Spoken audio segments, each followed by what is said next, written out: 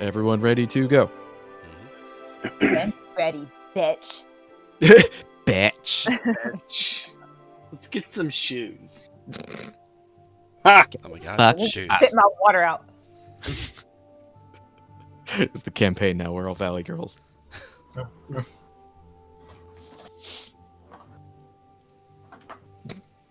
Paris and Nicole take on the Forgotten Realms. That's hot. God. That's hot. That's so fetch. They don't say that.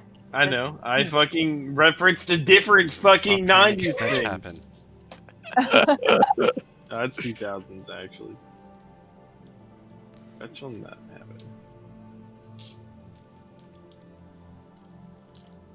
All right. Wait, do we lose Raiden? He's muted. I can't tell if that means he left or not. I'm here. I'm vaping. Gotcha. You Gotcha. hear me okay? Yeah. All right. He's You can vaping all over the literally place. just say you have a dick in your mouth. We won't judge you. Look, I appreciate it because normally we have to listen to Cameron's, and it's Yeah, Cameron's is not a vape. oh, okay, true. What Okay. is it? It's loud. That's what it is. It's a fucking blowtorch. Anyway, Anyway. When we last left the tale of the 5 fated travelers on the path of untold legends, Darakas, the kobold cleric, Philip, the elven wizard, Peter, the gnomish artificer, Bloom, the warforged druid, and Ophelia, the half-elven bard. The group had just completed a week-long journey up the southern half of the Great Crest continent alongside their traveling companions, the Debaxi wizard known as Saturn, and the unborn green dragon egg dubbed Herman. The party now standing before their destination, cast beneath the shadow of Crespuquet's monumental towers, they made their way to the main gates of the city through a large refugee encampment all along its outer walls. After being detoured by a closed gate, the 5 press on to the western gate, determined in their goal to seek answers and pay a debt, but find themselves in a traffic jam of sorts, waiting in a long line of wagons to be given access to the city. As their wagon passes the checkpoint and crosses the threshold to enter the city, an explosion erupts from one of the wagons behind them, unfolding an encounter with a mad fire mage and several brutes with an unknown objective for destruction. The party jumps into action to extinguish their flames, and in the midst of the ensuing chaos, Philip suffers a painfully ironic burn scar from Wild Fireball after noticing too late the sudden disappearance of the unconscious body of Saturn, as well as Ophelia discovering the crate that housed Herman the Dragon Egg now lying empty in the back of the cart. With some help from the city's Chroma Guard rushing to the scene and some quick illusory work from Peter, the group manages to apprehend the criminals before revealing them to be members of the notorious gang known as the Devil's Eyes. As the gangsters are taken away, Philip receives an ominous message from their fire mage leader, claiming that the devil has their eyes on him, while Peter pulls yet another quick maneuver as he swipes a golden Caladrium key from the pocket of the guard captain, yet another to add to the group's growing collection. Now, commandeering a mostly damaged and burnt cart bereft of its owner, the 5 head into the great city of Crespuquet, some for their first time and some not, ready to uncover whatever avenue of possibility the city has in store for them. So as you guys, I think you're just kind of suited up on this kind of like burnt, dilapidated, fucked up cart with Bloom as a mechanical donkey pulling it along. does anyone need any health potions? Health? Health potions. Yeah, I do. Okay. Probably each of us. Because yeah, you guys have Well, not rested. I since found last 4. time. Oh, okay. I can heal myself then. Yeah, I can heal myself too if we want to save one. Okay. So I don't mean to use right now. Just in general, does anyone need? It health might be potions? smart to have one on Darakas, though. You guys are also, like, as you're riding along, probably have time for a short rest if you want to use some of your hit dice. Oh, I need to pull up my character Oh sheet. shit! Right, I'm at Sure. 7 hit points. Yeah, I have 9. So Yeah, you guys might want to use some hit dice. Now you restore half of total hit dice, right? When you rest. Right. Long rest. Yeah. I don't know what that means. Don't worry You about should it. be at full hit dice right now. Yeah. Full hit dice. Okay, with so it? I give. So Ophelia, so when you guys take a short rest, which is about like 30 minutes to an hour of not really doing any kind of strenuous activity, which like riding on a cart would count as that, you can expend a resource that you have called hit dice, which you can roll during that short rest. You can roll as many of them as you have, or like whatever number that you want of the dice that you have. And you can roll them and add, like, have the outcome of the dice roll plus your constitution modifier to heal yourself for that much for the short rest. Alright, that answered my question. Mm, Plus Constitution. Interesting. Yeah, plus your con modifier. That was my What do you mean question. by how many dice? So, okay. So what's on your Are you looking character at sheet? Are you looking at your character sheet right now? Yeah. Okay. So you see so you have your hit point bubble and you have your temporary hit point bubble. Under that on the left side, to the left of the death saves is your hit dice. You have 3 total. 3 Right. d8s. And your hit dice are d8s. So you can choose up to 3, like you can choose 1, 2, or 3 hit dice, roll those d8s, and add your con modifier to each d8 rolled, and you heal that much. Wouldn't I want to use all of them? But you don't regain them until you take a long rest, and you only regain half of them on a long rest. Are you injured? Yeah, I'm at 9 hit points. Out of 22. Yeah. I'd probably use 2 d8s to heal. What I was just thinking. Also, not to mention, you as a bard have the ability of Song of Rest. I do. I was just going to suggest that as Yeah. well. There you go. So On top of that, everyone using hit dice to regain health right now during the short rest. From how do you what is your song, Ophelia? Go to sleep, go to sleep. Go to sleep, little creatures. You're not really sleeping. You're just kind of leisure. Whatever. Get some rest. Yeah. Otherwise, I will hit your head. Pretty. So what do we get for that? So you gain an additional d6 Perfect. What? along with your hit dice. I'm gonna make some Roll one repairs extra on my D6. suit. Yeah, you roll 1 extra d6 and add that to your total. God, I have one a point technical short. question. Yes. Oh wait, no. I Is it wrong to like roll 1d8, add that, and then if you need to, you roll another d8? Or do you have to It's fine, say I up think. front, like, No. oh, I'm rolling 2? That's Do a it good whatever way you question. want. Yeah, I don't think it matters. So you can do one at a time. Yeah. Yeah. That's how I thought it was. In case you get a bad roll or something, I feel like that's fair. Well, I just got confused because y'all were like, yeah, you want to use 2, or like, No, it was for her specifically. Just 'cause Being she at was 9 so health, low, she's one at wouldn't do 1/3 of her HP. right? Okay. I get it. All right. And I got 21. Wait, did you say plus Constitution? Yes. Yeah, plus your con For modifier. each roll. For each roll. How many did you roll? I did all at one time. That's You rolled fine. all 3? Yeah, Okay. Wait, why? because I was Oh in. wait, like 2 d8s and a d6. Yeah, Oh, Okay. that's fine. That's fine. I got 21 points without. And then So you're fully healed. add your con twice. It doesn't even matter. She's fully healed. It No. does matter for the sake of learning. That's fair. Okay. She adds her constitution all 3 times, I thought, no? Oh, Not she doesn't for a add. bard roll. Yeah, not to the d6, but to Oh, I her need to to her subtract. actual hit dice. Okay. I am not at full health. Really? Well, He was at 7. I was at 7 of 22. Next combat, you die. Do you need another boost? Me? Yeah. No, I'm good. I'm at 20 of 22. I'm fine. Oh. Okay. Once per day on short rest, recover spell slots up to half your level. So I'm level 3. Is that 2 or 1? You round up. I think it's 2, yeah. Okay. Then I will do... You also round up on damage. I made some repairs to my suit. Yep.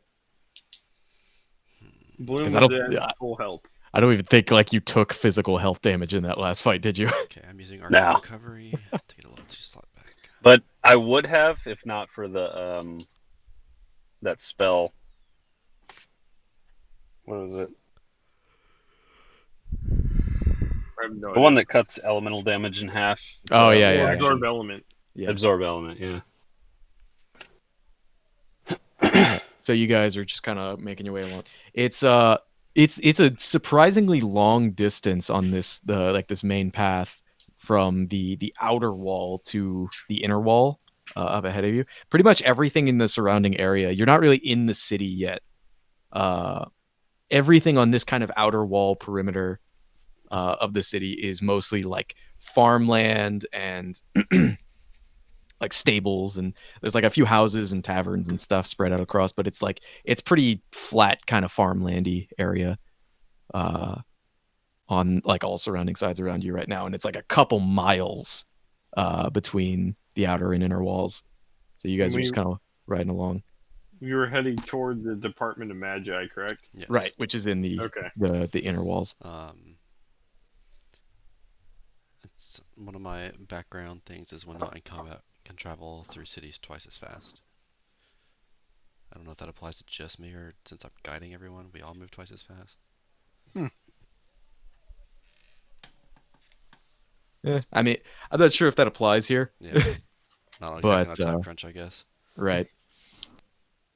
But you do kind of notice though, like those of you who are riding on the cart, like it took some heavy damage back there from especially from like the fireball that detonated right above it. And like you can hear the back left wheel just like creaking and churning as it's moving along, and like Peter, you're leaned up against like one of the side parts of like the wooded edge of the cart, and as you're just kind of leaning up against it, like you go over a bump and part of it just snaps off. Oh. Okay. So Morgan. it's looking rough. Yes. Out of character. Was the thing you mentioned earlier Scroll of Tarask? Yes. I opened my monster manual randomly right to the Tarask. What?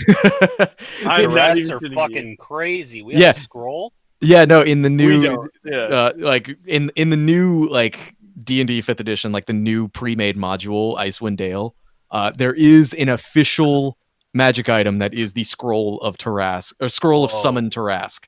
What? What's the chances of me just opening to that though? That was Yeah. just Things kid are like fun. walking gods. Yeah. They're nuts. They're Yeah. unkillable. Yeah, and you can summon one in Icewind Dale. Okay. Anyway. Okay. It's crazy. Sorry, I didn't mean to sidebar like that. No, that's fine. Okay, so I give Ophelia one minor healing potion. Yeah, they're all minor. Okay. The ones you picked up last session. So I have 3 more. Does anyone else want one? Make sure you write that down, Ophelia, that he gave Yeah. you a I'm not keeping track of other people's inventory. Do it yourself. minor health potion. I'd put it Common. under No, your it's common. equipment. I think minor and common are the same thing. Oh, Mine 2d4 plus 2. Yeah, too. Yeah, right. I'd give one to Bloom. He's our healer. I'm currently a mule, so I Duraka. just spray. Even better. So I give one Just to Ophelia, put it on one his- to Drakis, Heal that ass. and I'll give one to Heyo. Bloom later. So I'm still at 2. Just mark it, Ash. We'll say I gave it to you when we come out. Okay. So you guys, like, it takes like a solid hour and a half, 2 hours at the pace you're going right now to make your way just on the main path. Like you like it's not like barren by any means. Like you pass by like a bunch of other like caravaneers and people on their own carts and just making their way up and down this main road. Pass by a number of like inns and taverns and buildings and shops and whatnot.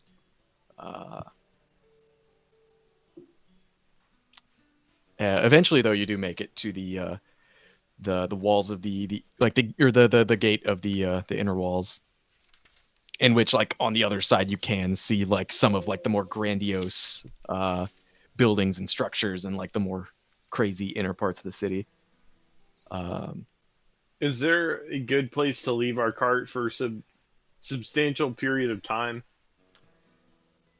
Yeah, there looks to be some like empty like public stables around the like just along the wall on the outside.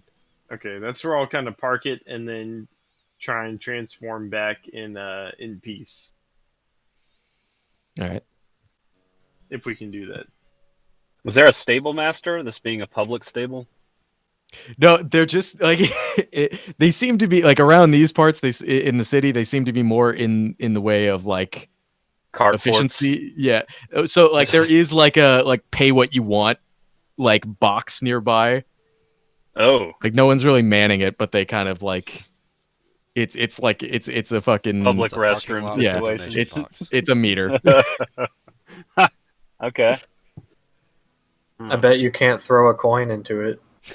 Oh shit. I'll take that challenge. Let's see. What kind of roll would this be? Dexterity? Yeah, just make it a straight dexterity check. Okay. 9. Oh. It goes super wide. It like goes into the grass, nowhere near the box. he shoots, he scores.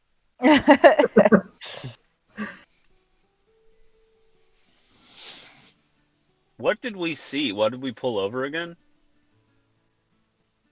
I think Bloom was just looking for a place to leave the cart.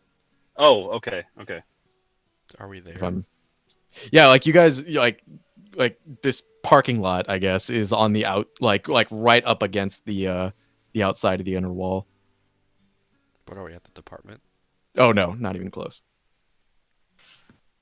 Okay. I mean, I'm like you can discuss this amongst yourselves. Bloom was the one looking to park the cart. He's the one driving it. Yeah, I mean, if y'all have some place y'all'd rather be, or if y'all want to be closer, I'm looking for somewhere that I can A, leave the cart, and B, transform back to myself without anyone noticing. This is fine if we don't want to carry the cart. So Peter looks at Bloom and he says, Bloom, yeah. What? It's a donkey sound. Ah. Speaking tone of donkey. I bray incoherently. Okay. But no, like you could pretty much just like kind of duck behind the cart itself and transform out of sight. I'm not gonna do it until it's confirmed that this is where we want the cart. I'm cool with it being here. Is everybody else cool with it? Do we know how far the DM is? No, I will say though, Philip would know that there are better means of transportation within the inner walls. Philip, you know a quick way to get around? Absolutely. Wow. I'm assuming it's the same as last campaign with the trains. Yes. Yeah, so Hell there's a yeah. whole, there's a Yeah, it's whole about- system of About trains. yeah, like you would asked it have already Yeah. fucking And seen the train. Raiden. And Raiden. Oh yeah, Raiden, you were there too. Yeah. Oh yeah, Sorry. fuck you, Raiden. Yeah, there was somebody else. I can't remember his name. Yeah, he was like an hour late to today's session. I can't seem to remember. Shit. Got him. All right. I'll see y'all in a few weeks. Sorry. See y'all on the 14th. All right, so once he reveals that, I'll go ahead and transform back into Bloom. Okay. And then I'll just start guiding us towards the nearest station. All right, so you which I guys, assume you I would have a general idea of where it is. right.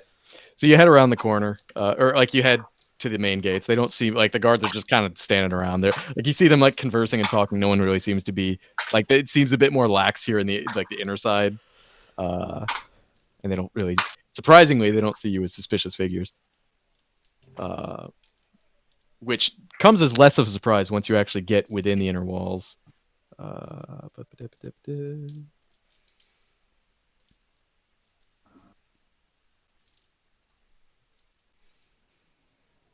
Changing music. There we go. Okay. Yeah, it comes as less of a surprise once you get in the inner walls, and the immediate juxtaposition is almost staggering on this side of the walls, because like back on the road, the main road that you guys just came from, and the outer walls, it was like really simple, just flat, normal, plain old road. But for those of you who have not been here before, specifically like Philip and Durakis, or not Philip, Peter, Durakis, and even you, Bloom, like the inner parts of this city are like instantly pretty staggering. Um, Hmm. From where you are right now, you can see like the massive towers towards the center of the city a lot closer, and they look even fucking taller from this perspective. All around you, you're surrounded by these really like ornate, very decorative, very artisanal uh, buildings and shops and markets and taverns, and like all like the architecture here is very like uh, it's like it's very beautiful, it's very immaculate, very like it almost, from what you can tell, it looks kind of elven in design and very like artistic. Okay. Lots of like deep, cool colors and whatnot. Uh, and you realize quickly like why you probably all weren't seen as very suspicious looking characters, because everyone around here is fucking just like all walks of life, just all different types of crazy people. Hmm. And from what you can see dead ahead on the road, the main road that you're on right now, there seems to be this big upraised uh, this building on a very upraised platform with like a long stairway going up to it, with like what looks to be like some kind of rail go like coming in from one side and out the other that like leads deeper into the city in both sides. And you can see just tons of people like coming out and coming in, going up the stairs and down the stairs, and just fucking there's people everywhere. It's a crazy crowded city. Hmm.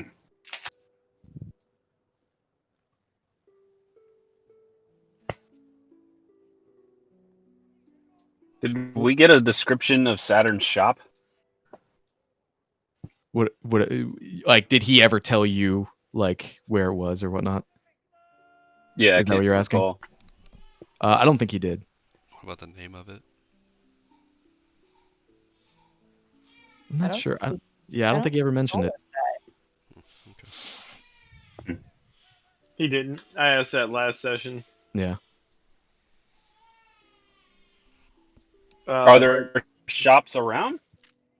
Yeah, there's tons of like from what you can see, like just in your immediate vicinity, there's shops all around you. And like Um, shopkeepers out in front of their shops? yep. Like there are some nicer like indoor shops. There are some stalls, like smaller Okay. business owners, just like shilling products and like just Saturn it's did tell us what type of shop he ran. I just don't. I didn't write yeah. it He down. never told you the name. What was the style of shop though? Uh, I think all he ever said was that it was a magic shop. Yeah. Magic shop. Yeah, that is actually Hmm. what I wrote down.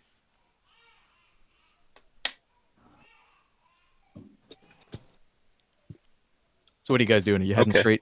straight to the or straight ahead, or are you stopping to look around? I mean, I'm just guiding towards the station and to go to the DM unless anyone else wants to detour. I'm following Philip and Bloom. Even though you can't see his face, he's shocked by the city. He's just kind Yeah. of glancing around It's constantly, and it's nothing as he remembers. exactly. Yeah. I'll follow Philip, but I also want to say we got to remember we have to get Herman after all this. He's the most important person here. Egg person, whatever he is. Egg person. Ophelia, you yourself actually like as you're talking and walking, you're looking around and you actually notice uh a lot more stuff that catches your eye, because in the immediate vicinity you notice a lot of the shops and vendors and whatnot. There's a lot of like very artistic products being sold around here. Like there's different like there's a lot of artwork and like pottery and stuff like that, but also like musical instrument. There's a bunch of different music shops along the strip. Awesome. So this seems to like this branch of the city seems to be, from what you can tell, very like art focused. Hmm. Hmm. Bloom will ask Philip. Philip, Yes. by chance, would you know if any of these shops have carving tools? Um, I'm sure we could find one nearby. What kind of carving tools are you looking for? Simple wood carving tools. The ones I have right now are quite old.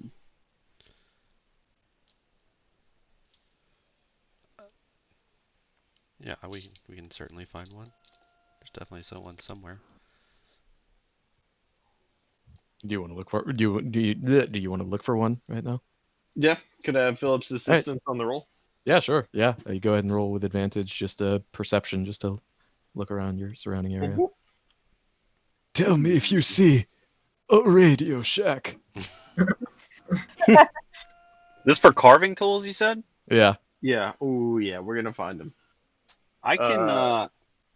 Go ahead. It's a 26. Oh yeah. Like not 5 minutes into the walk, and you spot like a really like well carved artisanal sign in front of a shop that reads Dalen's Woodworkers. Okay. I'd like to enter that if no one has any objections. No, Darakas is with you. No objections. However, can I kind of veer off and go look at the musical instruments? Sure. God, we're Shopping already doing a shopping episode. Yay! I was expecting this to come at the end of the session, Ash, but I can do right tool for the job, which allows me to produce the exact tool that we need. No, I mean, I already have some. It's just flavor. yeah, I think he's just looking for a personal thing. Okay. Good lord. I want to I pull one of the appreciate it, though. shopkeepers aside and ask them if they've heard of any magic shops in the local area with maybe Saturn as the owner. Okay.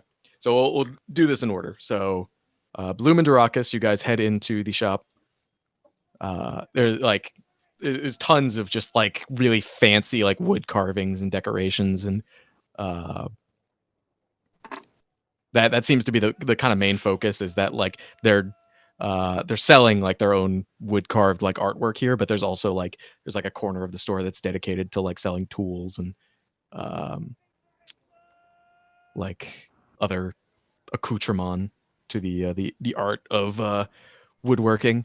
And you do manage to find, I'll say, with the perception check you already rolled, you find like a really nice, like really like I'm looking for mastercraft design.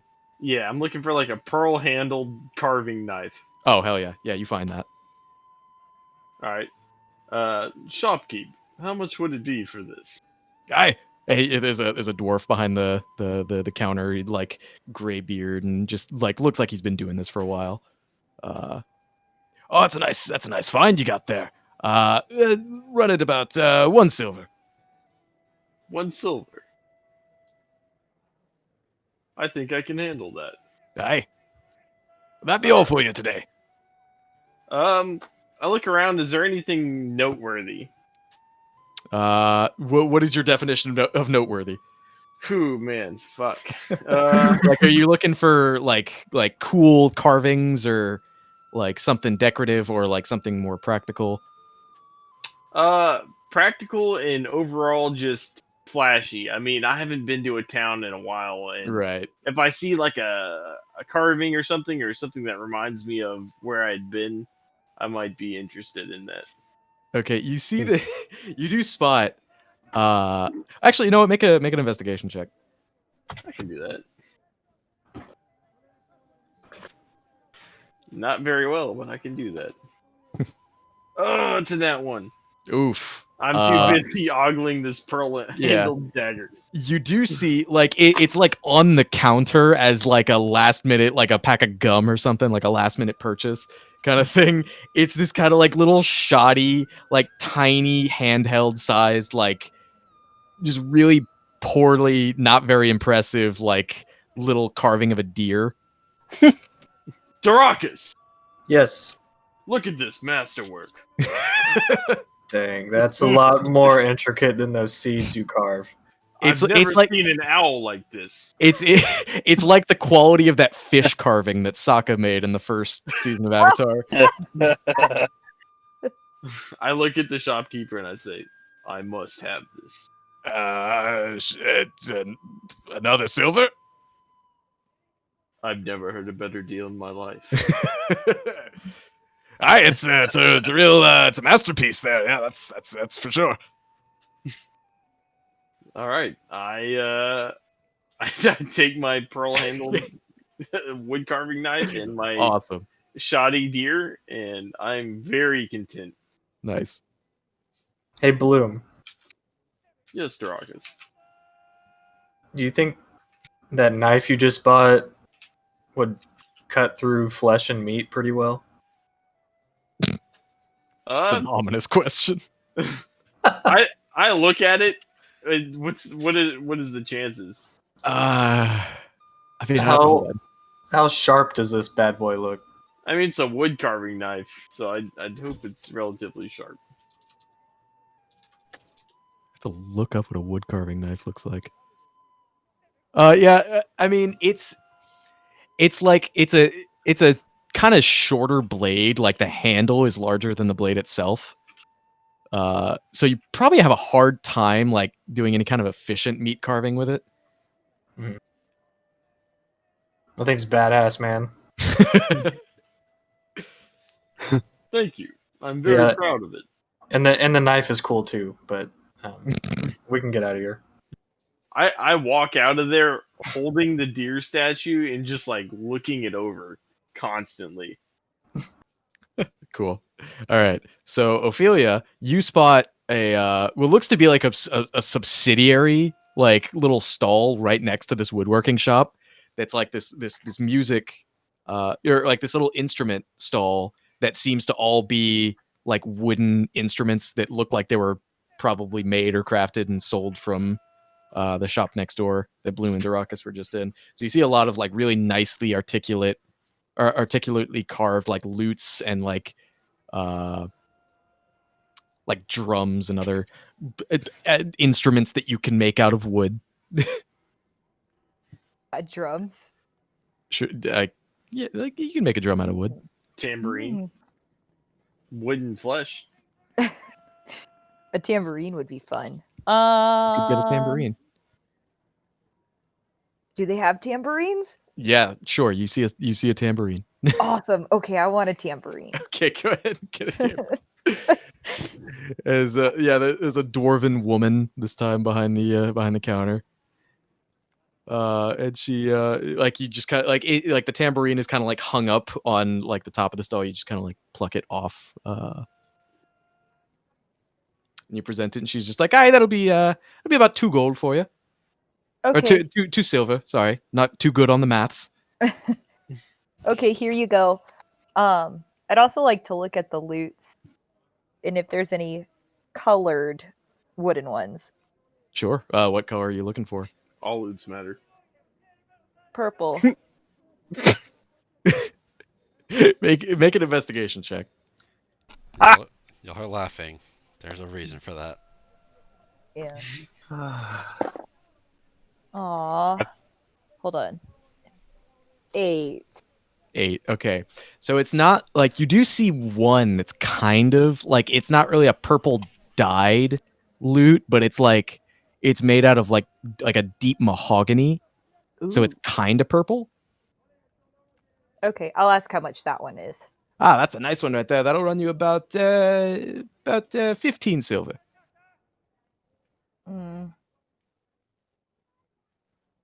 I don't have enough silver. You can convert gold into silver. It doesn't matter. Okay. Well, I have a lot of gold, so how do I do What's the that? gold to silver Yeah, ratio? what is that? So 15 silver would be about a gold and 5 silver because it's like 10 to 1. 15 silver is how many gold? So 10 silver is 10 silver is 1 gold. 1 gold. Okay. I give her enough gold Gotcha. for that. And she presents you with the mahogany lute, and thank you kindly. Thank you. I get so excited. I start playing little strings on it. What do you do with your old lute that you're still carrying? Is there like a trash can? Oh no. Like sure. If you want to find just a place to throw shit away. Goodbye, old friend. Oh, brutal. You Make see sure it. to mark mahogany loot in your items. Yeah. You see your old loot somehow shed a tear as you throw it away. It was pretty old. It needed to be. I needed a new one. It was fair. down to 2 strings. Yes. I run back up to wherever Bloom and Right. them are while Okay. I kind of pat on the Yeah, you see, tambourine. you all see Ophelia run up like shaking a tambourine and also trying to tune a new lute at the same time. But okay, so Peter, so you're looking to ask some questions. Go ahead and roll an investigation check to see if you can see someone who might know some stuff.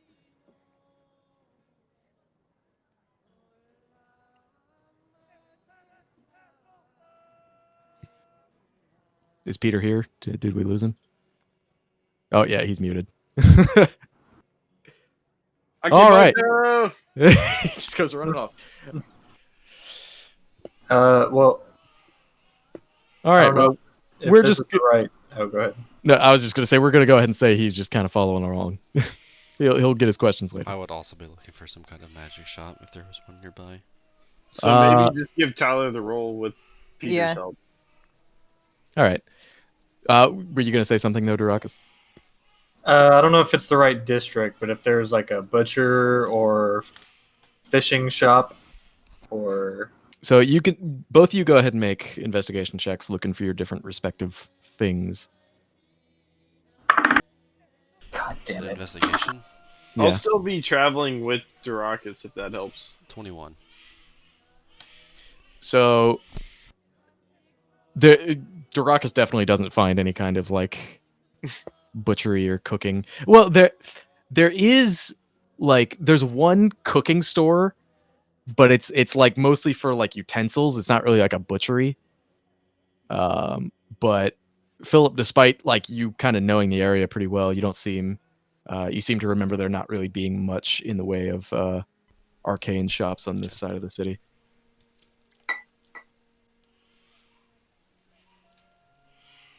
Well, that was all I was interested in.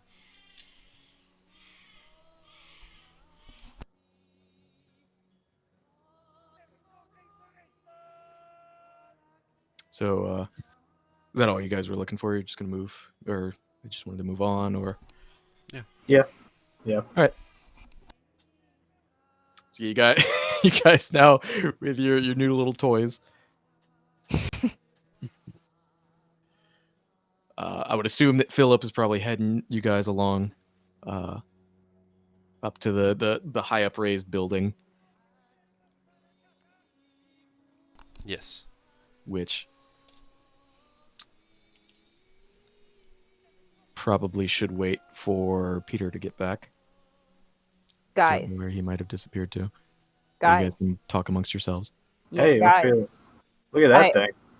Oh, guys, I wrote a song for Herman. Do you want to hear it? Not really. Of course. Where do you have Herman with you? I do not. Saturn has Herman. Okay. Oh, that's right. Okay, yeah, sorry. Go ahead. This is a song about heartbreak. Whenever something gets taken away from you. So be prepared. It's kind of sad. If you shed a tear, it's okay. I start plucking on the strings of the poorly tuned lute. Right. Make a performance check. Okay. Of the perfectly tuned lute. Perfectly tuned lute because I roll 19. So. Okay. So you start playing this like really somber, really kind of sad song, and like as you're walking along playing this, you even get like some people like kind of looking your way, and you even kind of like you garner the ire of some people kind of looking your way because there is actually like a number of other like street performing bards and musicians and performers like along this strip, that like you're kind of outplaying a couple of them. Oh, right, bitches. I have some lyrics too if you want to hear them. Oh, you actually wrote a song. Oh my god. Yeah, in my head. Hmm. It goes, "Oh, Herman, where are you? I miss you. No one else misses you but me. My heart's broken. Oh, Herman." The end. That's pretty good. Thanks. Yeah, A no. single tear sparks down my cheek. Right. There's a like one of the like other random bards on the side of the street. It's just like, damn, I've never been able to write lyrics that good. Good. Has Peter returned? Do we have him back? Yes. Okay. Sorry about that. Had a No situation come up. It's all good. What did I Okay. miss? Ophelia bought some new toys and was performing. Yeah, you missed my Oh song. my god. Oh, a song. Okay. God damn it. Yes, I was also my God. performing in mysterious ways. Oh, Jesus.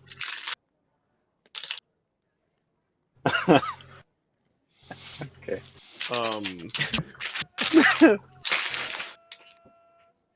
so you guys are, as you guys are heading along, you're getting closer to the this upraised station with the rail connecting in and out. And Philip would probably explain to you all that this is the inner city's central method of transportation, known as the null rail. Oh. And you can actually see it as you guys are heading up the stairway to the station. You can see it kind of come around the bend as it enters the station. It is this, like, it's a train, but it's not physically connected to the rail, as it's kind of being held suspended within these magnetic rings. And the rail itself is kind of sideways, if that makes sense. No, but I like the idea of imagining it. Yeah, there you go. That's all you need.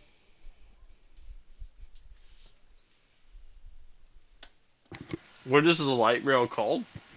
It's called the null rail. No rail. Null, Null. Yes. And Philip would probably explain, like, it's how most of it's how people usually get around. Like, there's a good number of them always, like, running to and from different parts of the city. And, like, as you guys reach up to the station, there's tons and tons of people just, like, waiting to get on. And as soon as it pulls in and, like, the doors open and people just pour out.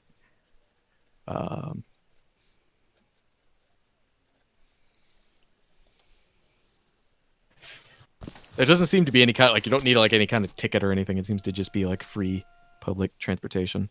Are there any signs available, like the "You are here" kind of? That's a good question. Yeah, you actually go ahead and make a investigation check. All right. Well, I pull Oh, up the and map and be like, we're exactly here. Oh, that's true. Philip could absolutely do that. Okay. All right. I'll trust Philip. Did a shopkeeper point us in the direction of the shop by any chance? Or the Saturns? Oh yeah, Philip tried to do that while you were gone and couldn't find anything. Okay. I figured somebody would step in for that, so Yeah. thank you.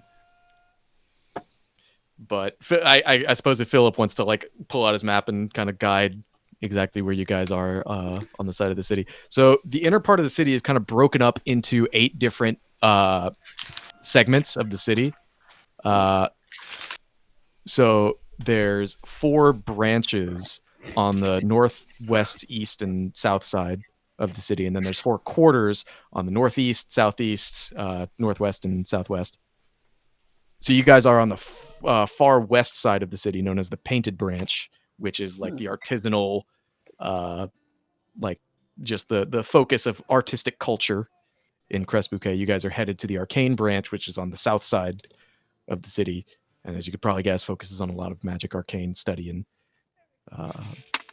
advancement in the magical pursuits. Okay. So we're all getting on board of the no rail right now. Yes. Let's do it. I'm following Philip wherever he goes right now. I'm in a little bit of shell shock. Okay. Some dice rolling going on. Sorry, didn't know you could hear that.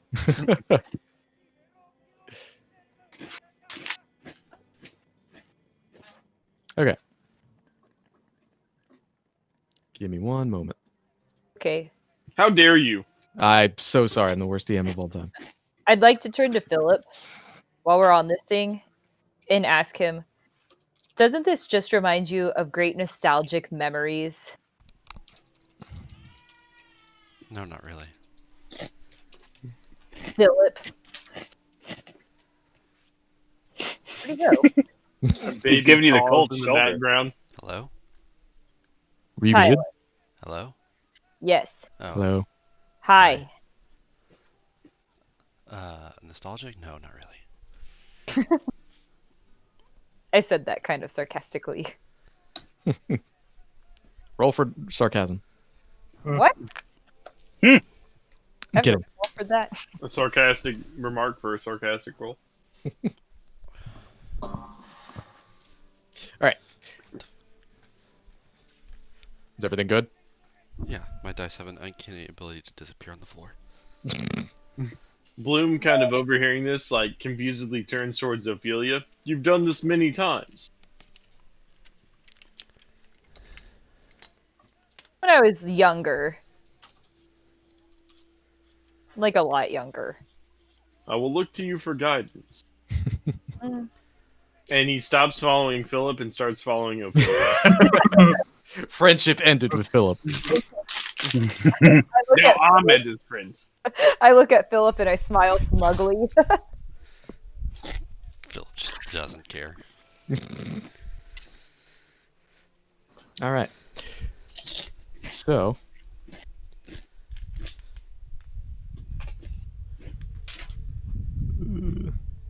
as you guys, I'm about to monologue for a bit here, so prepare for that. Found it. Good. So, as you guys find your seats among this like strange kind of, like to everyone here except for Philip and Ophelia, this is like super foreign and strange and jarring. But as you guys kind of find your seats among this like really crowded, oh god, what is? I never knew the origination of that meme. How you do? What? I'm sorry. I'm I dead. don't know what this is, but it's funny. That's what Morgan was referencing. Right. Apparently, I didn't know the origination, but anyway. Oh, I think we lost Peter again, actually. Nope, I'm still okay. here. All right, cool. Just All right, muted myself so I don't cough into the mic or anything. gotcha. No problem. All right. So as you guys find your seats among this crowded train and kind of like see the ever sprawling city outside the windows beside you, now that you're in like a higher elevated position.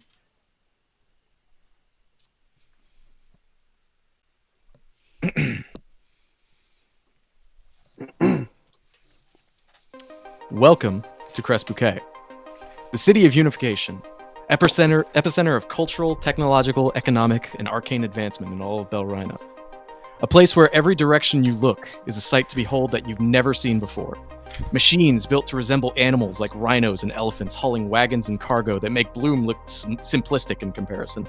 Outlandish monster races, usually deemed entirely uncivilized, like ogres, goblins, and the like, running shops and conversing with civil folk as if there was nothing strange about it. Airships held aloft by giant balloons and wings racing through the air as if there was a sea in the sky. And not to mention the giant metallic serpent-like machine filled with people that you now find yourselves aboard, connected yet disconnected to the sideways railway beside it by 8 magnetic rings extending out from the rail via a mechanical connector to hold each segment of the train suspended as it ferries people to and from whichever part of the city they please. As you find your seats aboard this train, known to the city as the Null Rail, finding yourselves surrounded on all sides by a menagerie of colorful, unique races of people, from human to elven to tiefling to even what looks like a minotaur on the far side of the car, you notice a sleek metallic podium in the center of the train car with what looks like a shimmering blue crystal embedded in the top with a matching podium in crystal inverted on the ceiling directly above it, with about 3 feet of space separating them. The crystals within start to alight and begin projecting a flat, illusory screen between them, displaying a view of an elderly but regal elven man who seems to be in the middle of a speech. And he says, "This city has stood strong for 700 years and will continue to stand prosperous for 700 more. That I solemnly vow. You hear just the end of his public address as the null rail leaves the station. You peer out the window past the large, grandiose statue in the middle of a grassy plaza of a plainly dressed man with long hair holding a lute high above his head, and are able to see the source of this live broadcast across the way, atop the Arlson stage in the campus grounds of the famous Bard College known as Shelter's Heart University. The Elven Man stands on the far side of the stage, accompanied by 3 other figures. You can't see the person who speaks next, but the view the view of the broadcast on the screen in front of you guys in the train shifts over to another man standing beside the Elven Man, who seems to be this really, like, this beautifully blonde-haired, like, incredibly well-dressed, flamboyant-looking man. And the moderator behind the camera says, "Thank you, Sir Zerath. Sir Dorlin, what can you tell us about your..." And before the moderator can even finish what they're saying, the flamboyant man speaks up and says, "Oh, things will be absolutely marvelous, my dear. Under the rule of Maurice V. Dorlin, this great city of ours will become a wondrous paradise for all who inhabit her walls. A true heaven on earth for that even the 7 children themselves would be rather envious of. Remember, a vote for Dorlin is a rather delectable future, I assure you." And as you're kind of watching this play out on the stage, the null rail, the train that you're on, takes off and heads full speed, kind of weaving through these tall, immaculate buildings surrounding you on all sides, and you kind of pass through a dark tunnel leading into an even another set of walls even further in the city. And once inside, you're surrounded on all sides by what looks like 5 floors up and down. You're about in the center of them, but it's just 5 layers stacked on top of each other of what looks like a huge market rung that just goes around in a perfect circle around like the inner sanctum of the city. And you hear the moderator speak up from behind the camera. "I see. Thank you, Sir Dorlin." And the camera pans over now to a kind of periwinkle-skinned tiefling woman who's dressed also fairly regally, but not nearly as gaudy and garish as the man before her. She has her hair kind of done up in these buns that are actually accentuated by her curving horns that kind of lap around them. And she speaks with a smile on her, or she stands with a smile on her face, and the moderator asks, "Lady Allium, the citizens of Crest Bouquet are becoming concerned with the recent rise of domestic acts of terrorism from criminal organizations such as the Devil's Eyes Gang, as well as attacks from the monstrous lycanthropes right here within our walls. If given the seat of Supreme Chancellor, how do you plan to combat these threats?"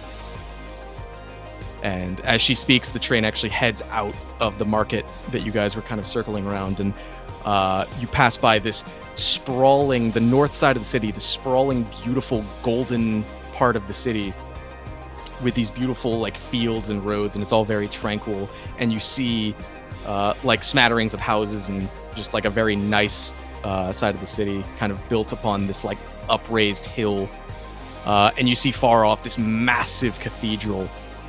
And as you pass by the side of the city, you hear the tiefling woman speak. "Please, just call me Camilla, if you may. First off, I'd like to address the very real problem of organized crime here within our city." The song didn't last nearly as long as I thought it would. "It is a threat that only grows more dangerous the longer it's left unchecked, and I have every plan to extinguish it swiftly and effectively. However, I do not believe those unfortunately afflicted by the curse of lycanthropy should be treated with as much animosity. They are not the monsters that some may see them as. They are people, many of them citizens of this very city, the same as you or I. To any of my lichened brethren that can hear my words, I promise you that your suffering will not be in vain, and further bloodshed will not be the solution. Our city is one built on the ideals of unity and togetherness. We can broker peace. We can live in harmony." And the moderator speaks again. "Thank you, Lady Camilla." And the camera pans over once again to a young-looking human man, very like well-dressed. He's kind of got this like multi-piece black suit with very like well-dressed, well-coiffed hair. He looks like very young and handsome. And the moderator speaks. "Sir Ravenmere, The same question to you. How do you plan to combat these dangers that our city now faces? And as he speaks, the train coasts around through the market again and back out to the eastern side of the city that you see stretches out into, like, you can see at the very end of it, it stretches out into the ocean on the eastern side of the continent. And you can see like multiple docks smattering out like the far side of this district, as well as this massive lighthouse that stretches into the sky that's connected to a building that's farther disconnected from the rest of the district. It's kind of out in the water across a very long bridge, as well as this huge coliseum to one side of the district that you can't really make any detail out of. But kind of beside it, you see this huge, what looks to be like a metallic forge that has just been built upon and built upon, that stretches into the sky almost as high as the lighthouse further off in the distance. You can see it seems to just be this great forge that's just been like, it doesn't seem sloppily in its design, but it's like as if they just continued to build upon it as the generations went on, until it stretched high into the sky, and you can see like a stack of smoke kind of billowing at the top of it, and you can see written like slanted, like horizontal or vertically across the side of it, is just the word progress. And as you pass by that district of the city, you hear the man on the screen speak. My lady, I ask that you may forgive me for being so blunt, but I would never be so foolish as my opponent to suggest endangering the lives of our fair citizens by leaving the doors wide open for the savage beasts to come wandering in of their own volition, especially while taking such a firm stance on something as petty as gang violence. Something we already have, such systems as the Chroma Guard, as well as the noble brothers and sisters of the Sanguine Sun to protect us from. Lady Camillette said it best herself. Lycanthropy is a curse, a plague upon our populace that must be quelled with haste for the sake of our city's future. The Raven Corporation will continue to stand against the scourge of lycanthropy as it always has. We will be their prey no longer. And the moderator sounds like they're about to speak again, but at that moment, the transmission cuts out, the screen fades with a shimmer of light as you guys pull into the station of the Arcane Branch District. Get some more music going here.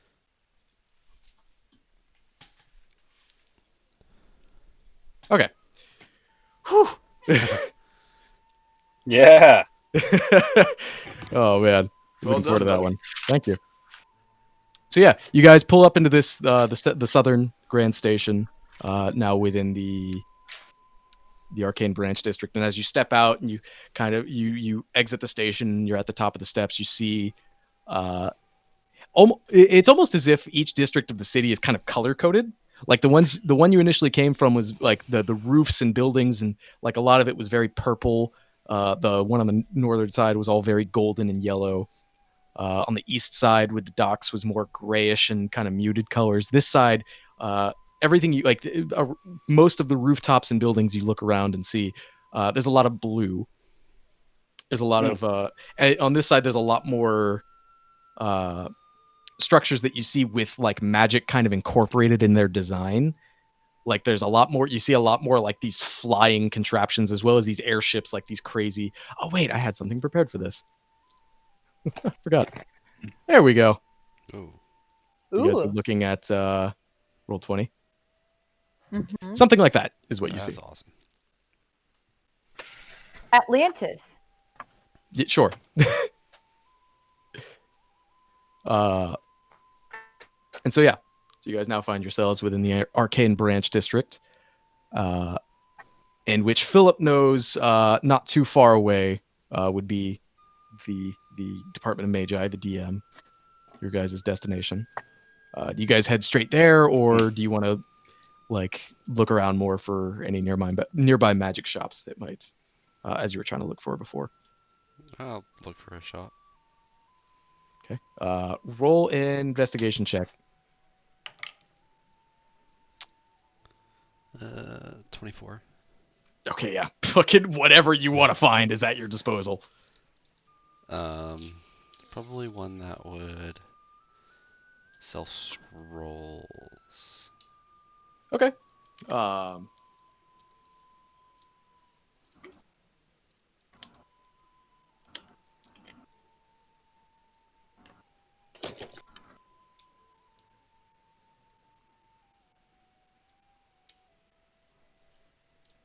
Okay. So, yeah, it doesn't take you long. You find you see one nearby. It's like this really kind of like gaudily designed sign that looks like a scroll on the outside of the shop that reads Jean de Pixies.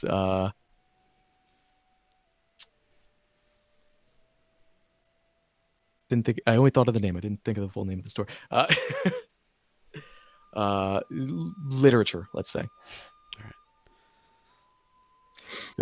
Guess you head inside and yeah, like it's just like sprawled with like it's a very condensed store. It's very small, but there's just like shelves of books and whatnot everywhere, and you see like multiple different like there's a you know how what was it, Ollivanders from Harry Potter with like the wall, like instead of wands you just see like a whole wall of like these little cubby holes with scrolls in them. Awesome. Forgot what I was looking for though.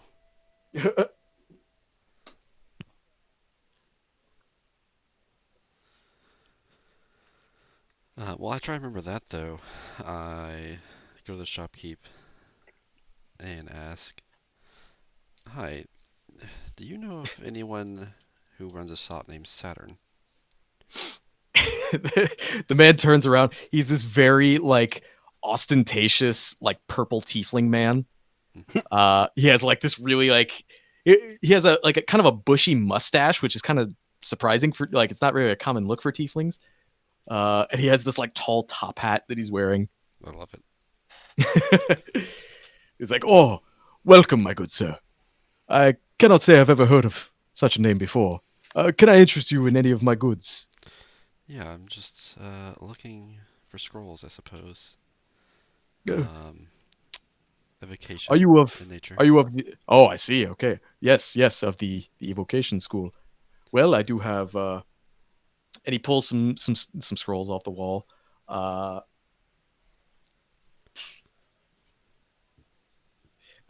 just help me out. What spells are you looking for? Um,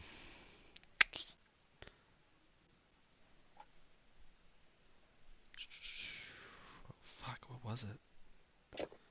Oh, I guess it's not evocation, but arcane lock would be one. Okay. Um,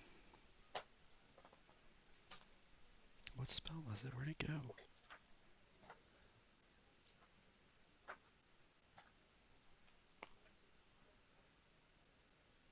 Hold person.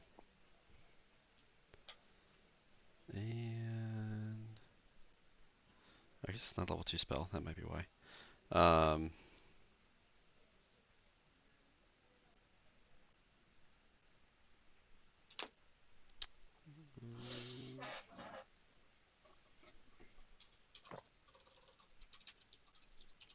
Yeah, mainly it's just those two for now, I guess.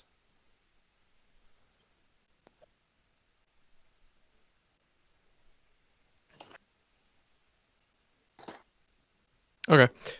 Make an investigation check just to see what he might have. Oh, damn. 9. 9. Okay. Oof. He does have arcane lock, but he doesn't seem to have hold person. Okay. How much for that arcane lock scroll? Ah, yes. That would be about 175 gold pieces. All right.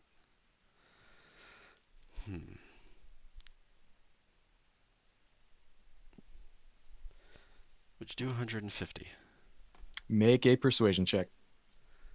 I don't know what that one is. Okay. Natural 20. Oh, damn. Well, for you, my friend, I cannot deny. I like the cut of your jib. 150 it is. All right. Yeah. Thank you. I do not know what this accent I'm doing is. The It's cut called of his accent.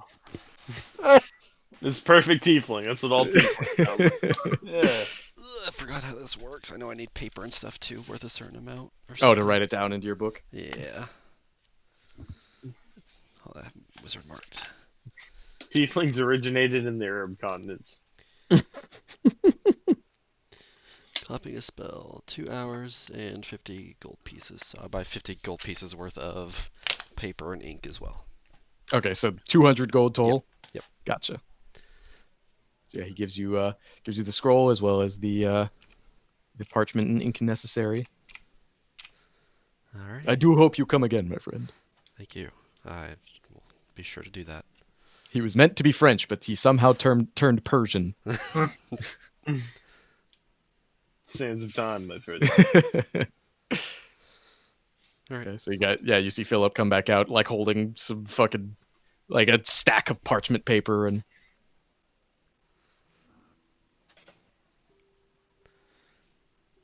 so what would you guys like to do next?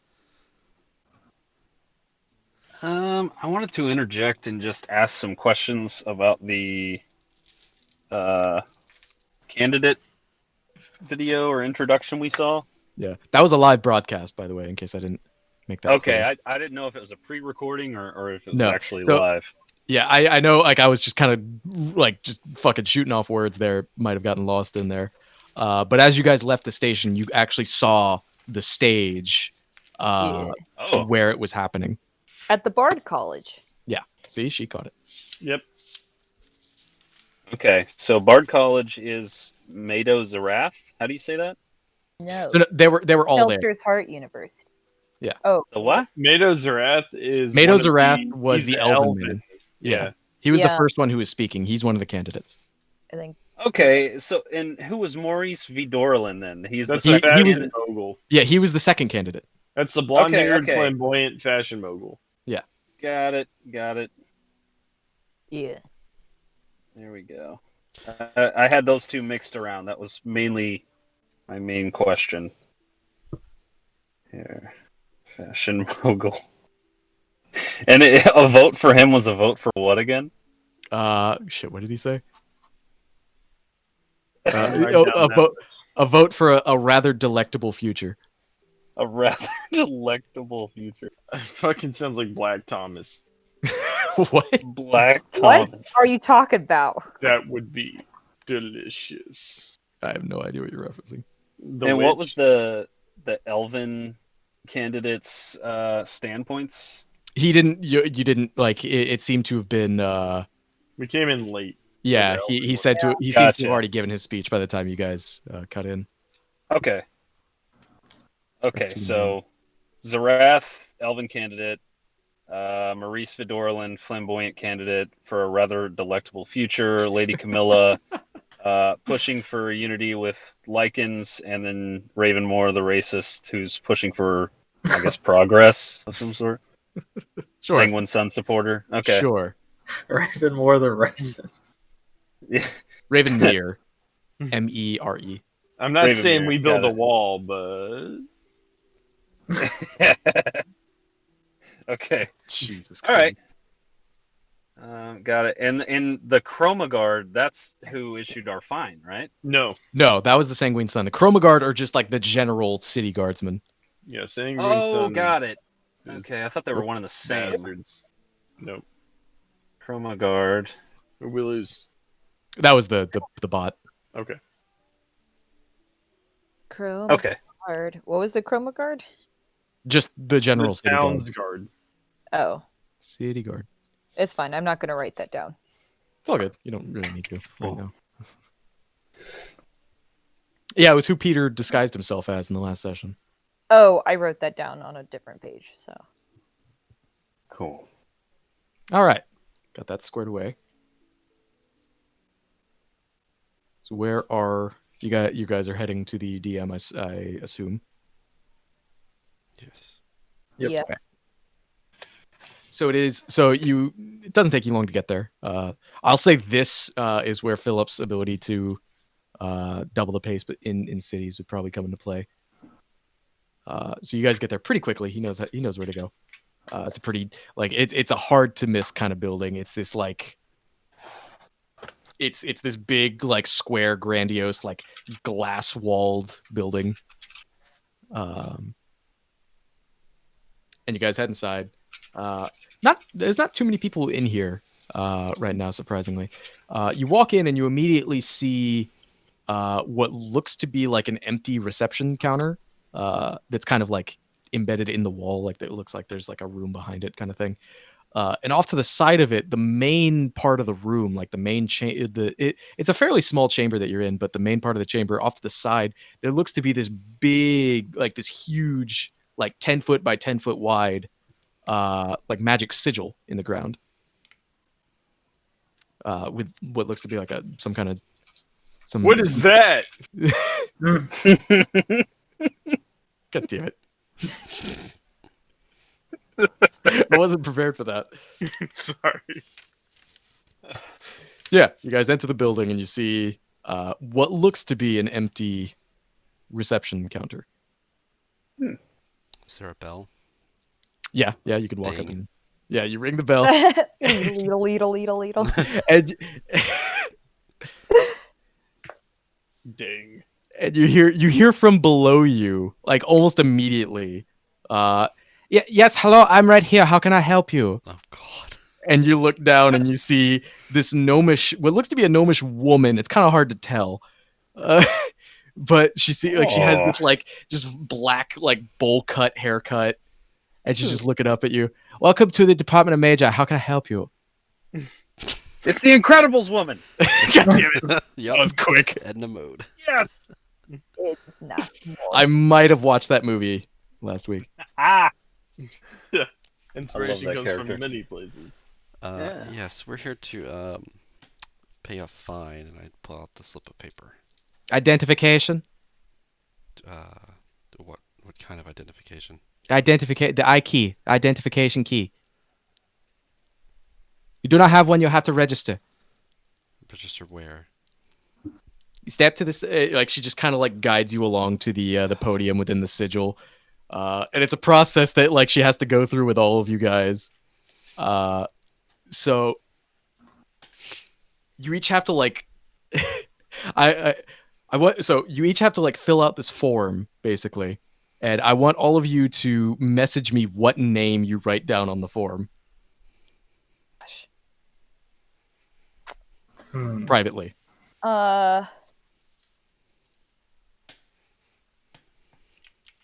Shit.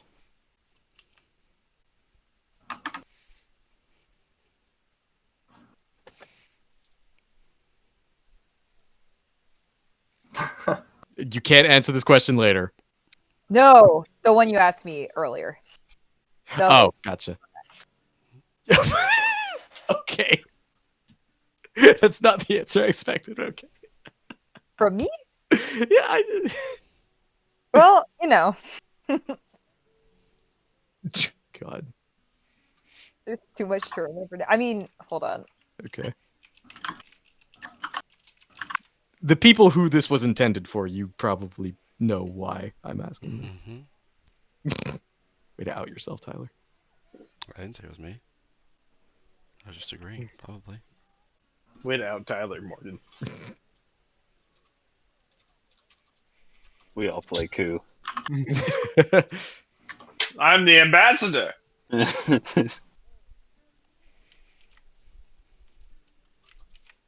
We're all the Duke.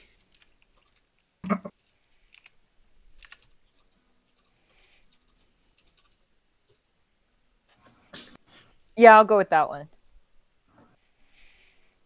That name I just typed out? Yeah. Okay, sure.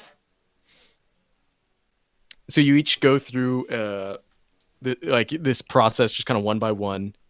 She seems to like it's like it's weird. It's like there's this like there's this slot in the podium in the center of the sigil that just kind of eats the form. And as it does, like you each do this one by one, where you're standing in the center of it, and then like the whole thing like just lights up,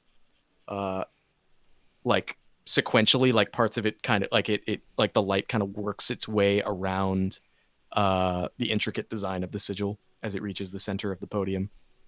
And as it does, the podium is flat on top, but as it like seems to like charge with arcane energy, and the light begins to fade, the top of the podium kind of like just flips over, like mechanically just flips over, and suddenly there is a key, like a gold Caladrium key, uh, atop it with a very simple design. With and as each of you do this sequentially, the uh, the head of the key is just like a plain simple circle with the first initial of whatever name you put on the form.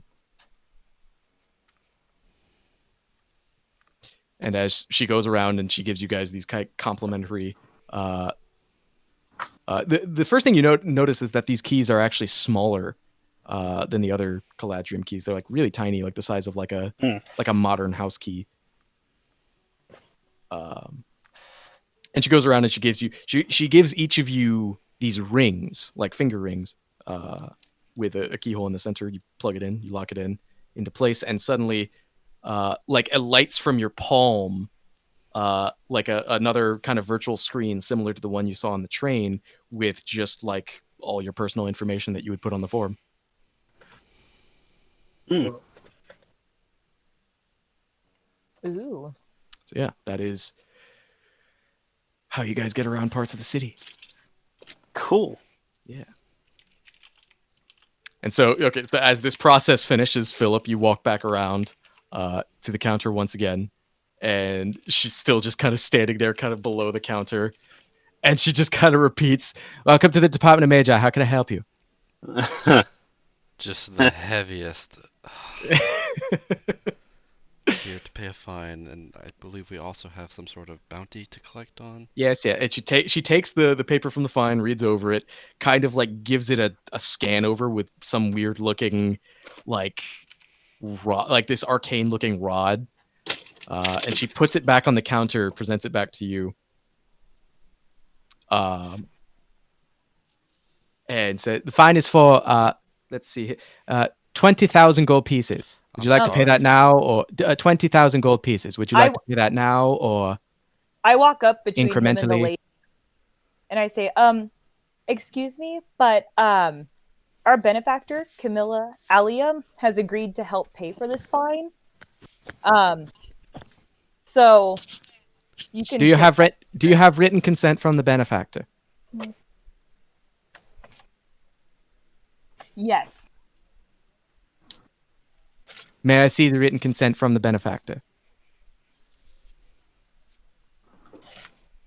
Ophelia looks around desperately for help. And at that moment, Tyler, I will respond to the question you sent later. Okay.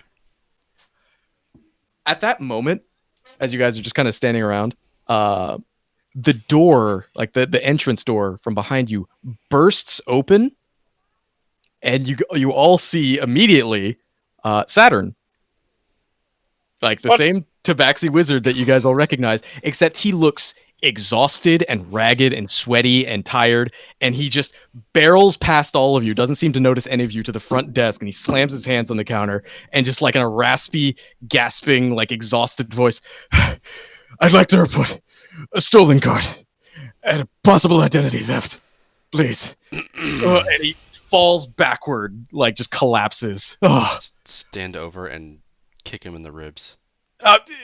Roll a hit. No. You're not gonna do that. 3 plus something. Oh, okay. So you just kind of like, you don't really kick him hard. You just kind of No, like just jab him. Nudge him. Yeah. He just kind of like swats away at your foot like an actual cat. He's like, "What in the bloody hell's is that for? Who are you? What? What do you mean? Can I help you?" Oh shit. Are you're Saturn, right? He looks very confused. "How do you know my name?" Did you say identity theft? "I did. Oh boy. What business of that is that to you?" Well,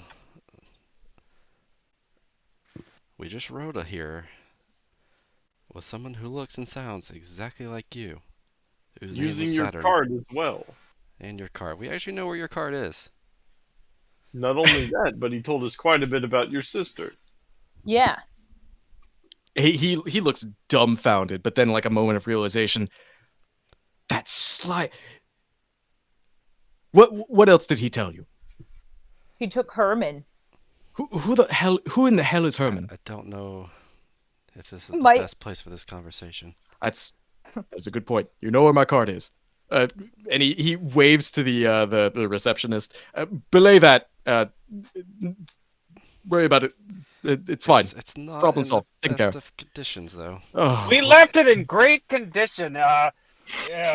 If you happen upon it and it's in any lack for. Well, I would like to not Sure. happen upon it. I would like for you to show me. You've commandeered my card, is what you're telling me. You've retrieved it from the imposter. Yes. How do we know you're not the imposter? And he like taps the ring on his finger, and the same kind of projection, like the screen, like your guys' rings have done the same thing. You see all his personal identification. I only just got one of these. I don't recall even asking the other person who could have been you. Well, they only work for the person who they're bonded to. Doesn't work for anyone else who takes them. I've never How seen did you one Here, before. figure out? Hand me. Like he actually takes your ring, Bloom, and he puts it on his finger, and it does nothing. See?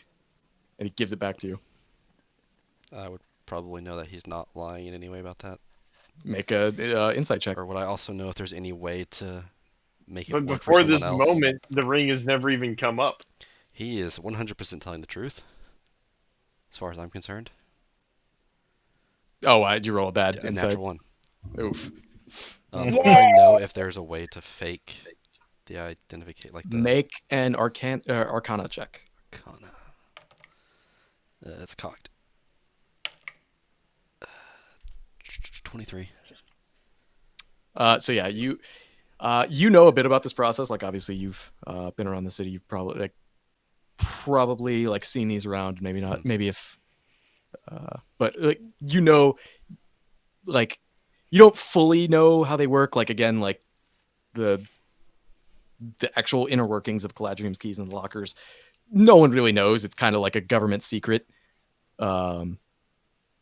But like for the most part, like yeah, that's how identity theft is usually handled in the city. Is that like these rings don't work for anyone other than the actual person? Mm-hmm. Okay. Then how would someone have stole his identity? Do you ask that out loud? No, that's a question to you. Then he like Just as a point of confusion. he. I mean, assuming the fact that he has seen the person who stole his actual face. Face. A doppelganger. Must have hurt. Does that make sense? Assuming he has seen or we have seen. I mean, would you? I'm confused now. I am too. That's why I'm at. I'm trying not to give away too many answers out of character. Yeah, is you what I'm can go. saying. You can go along. You can go along. It's fine. I'm out of character, confused, but that's okay. It's a intentionally confusing situation. It's fair. So who is this person that? Do you have any idea who would have done this? I have no idea. Look around you in the city we're in. I'm surprised this isn't a more prevalent problem, but I was on my way. I was on my way here. I came from the southern side of the continent. I was riding along in my cart. I met a normal person in a normal town. We had gotten a drink together. He seemed perfectly normal, and then suddenly he stole my face, knocked me out, and stole my cart. Was he a one night stand? It's personal. There's nothing wrong with a one night stand. Kind of blushes at that.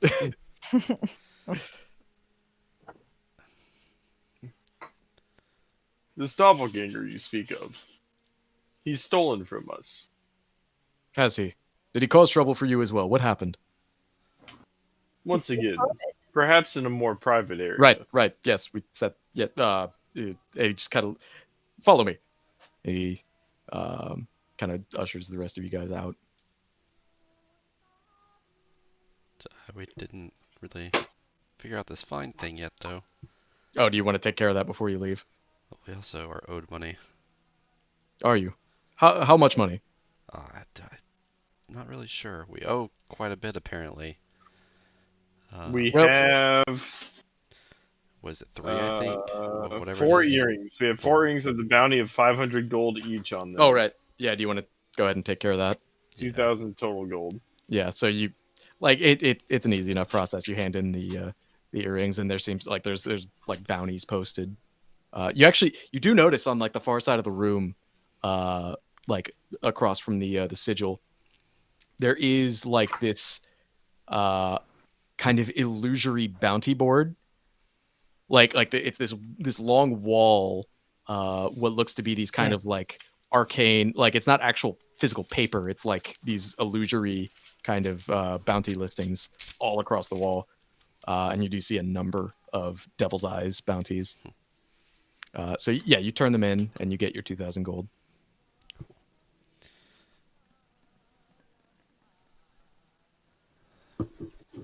Okay. I still have 300. Saturn, Yes, tiny friend. the man who assaulted you and stole your identity. Do you see when he was a man? Do you see his face on this wall right here? And he kind of looks it over. Like What a good question. that was a solid question. He's like, oh, it's a good point, good question. But he looks it over. He kind of like he peers at each of the different bounties. Not that I can notice, but if he can take my face, who's to say he can't take others? Okay. After collecting the bounty, I hand 400 gold to each person. Cool. All right. And he comes back to you guys. It's just like that does sound like a problem with the financial situation, but let's maybe worry about the dangerous doppelganger situation first, and let's talk about, yeah, as you said, yes, talk about it elsewhere. And he kinda I ushers you guys out. disagree. I think if we don't want the Singwing sun on our ass, we better pay our fine. Do you have 20,000 gold? I do not. It's 20,000. That was towards Peter. His sister That's- does. Saturn did tell us that he would help with the fine. And Yep. technically Not me. Perhaps Beholden you to pay the our words of a fine. doppelganger. Help us This with our is fine. your We'll help you call. with this guy. You guys are actually like, Is there a name on the fine? yeah, there is. Dude, okay. So, yeah, you were handed the slip back, and you know, because it was right. So you remember that written on the fine was your name, Ophelia's name, and Saturn's name, but you look at it now and it's just you and Ophelia. What the fuck? What?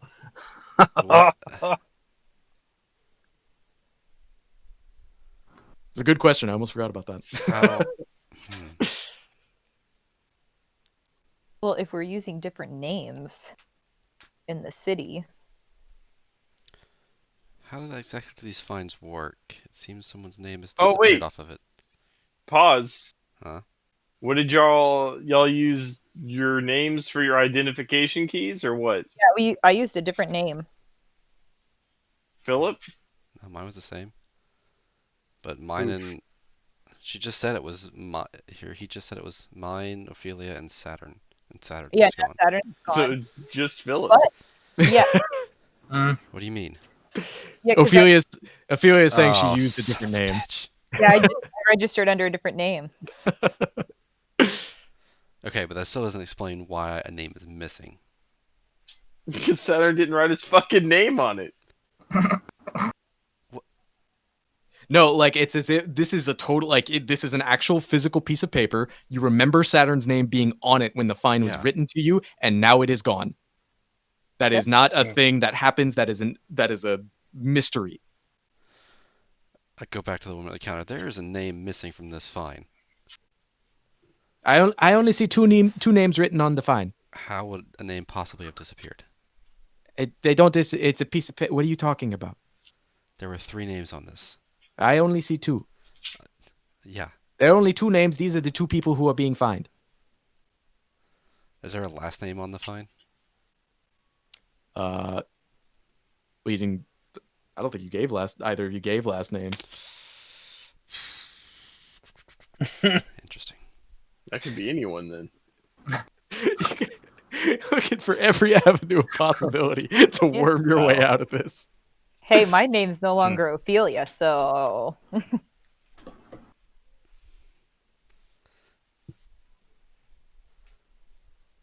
Well, we are in the arcane branch. Maybe we can find a magic user who can explain these Yeah. fines to us. How that could have happened. Sounds like a good idea. yeah. This gnome lady isn't doing anybody any favors today. I just doing my job. These keyring projectors, they have keyholes in them.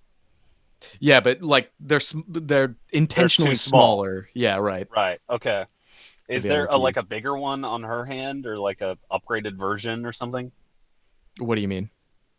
Like, I imagine she has one of these key rings as well. Is it like an upgraded version with like a bigger key slot, No, I or mean different than ours? you Okay. probably noticed that like everyone who has this form of identification, like it's all the same. Okay.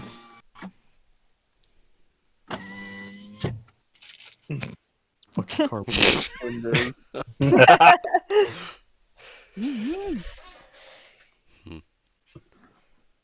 Well, I And suppose. Go ahead. yeah, so yeah, you guys exit the building, and Saturn is kind of walking beside Bloom and Philip, and he's just kind of asking, so what happened to the cart? How is it worse for wear? Did it get damaged? Is it? And like as he's just kind of like rambling and muttering and just try to talk through it, you guys hear from down the road, kind of the opposite way from whence you came. You hear voices just kind of panically shouting, "Thieves! Stop! Someone!" And as you all kind of like turn your heads and look in the direction that it's coming from, you see like you've already seen a number of fucking weird ass sights in this city thus far. Yay. But like this one probably takes the cake for the day. You see a bugbear, a gnoll, and a kenku on top of a magic carpet barreling toward you. I run to intercept them. Okay, okay. What do you do to intercept? You have one action for a surprise round. I swing my mace at that carpet. Are you Try to throwing it? entangle it. Hit. No, I'm gonna swing it. Is it way above my head or something? It's a good question. How high do magic carpets usually fly? I just assumed it was hovering over the ground, but Right. Yeah. Like you could probably like. So what are you trying to do exactly? I'm just trying to stop them, man. So you're just trying to like sweep it out from under them. Not the carpet itself, but I'm trying to hit it, entangle it, hit them in I'll it, say just swing in that direction. That's what I was going to do. I'm just so confused by. If Peter starts I'm to having a take hard time. action, Bloom would probably do a grasping vines on one How of them. high are they flying? You said they're barreling right at us. Right. They're maybe like 2 feet off the ground. So, as they're And I fly can't by, hit them with my mace? I'm just having a hard time imagining what you're trying to do. There's swinging the thieves mace at the escaping on carpet. a magic carpet. I'm throwing my mace, or I'm swinging my mace at them. That's literally, that's not something I can do? Like you're aiming for the carpet? I'm aiming for them and the carpet. I mean, it's just one wide sweep. I'm not going to be able to be too precise with Okay. this, so Okay. I'm just hitting what that's I can fine. hit. All right. Sure. I'm trying to grab the leading edge of the carpet and have them all go flying.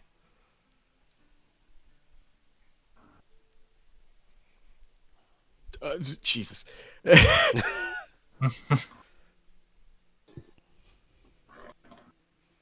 Okay, so hold on. Everybody roll. Bring you guys over here. Oh.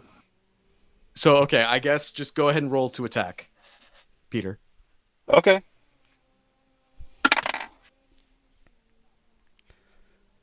$16. Shit, I gotta pull up monster stats. Pretty sure that probably hits, Null and a Kenku. That's incredible. What's a kenku? It's a King? bird. Kenku are little bird people I that can't- speak you. How do you spell that? Kenku, I think. Kenku. Yeah, Kinku. Oh, I'm just hitting the first thing that I can hit, Morgan. Yeah, So, probably the Knoll. you know, yeah. It's a wide target. I figure if I swing in that direction, I'm hitting something. Right. Hopefully. There we go. Okay. So 16, you said? Mhm. That does hit. All right.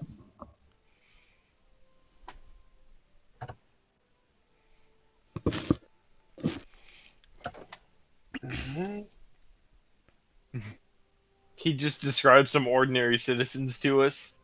Thieves are fucking 20 meters away.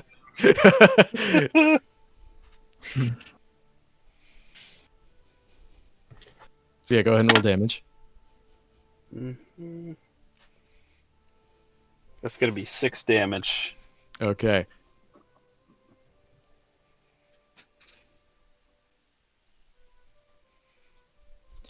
So as the magic carpet is just kind of flying towards you, and you could see like the knoll kind of has the reins of it. The Kenku is like kind of to his side, like hanging off the knoll, and the bugbear is behind them both.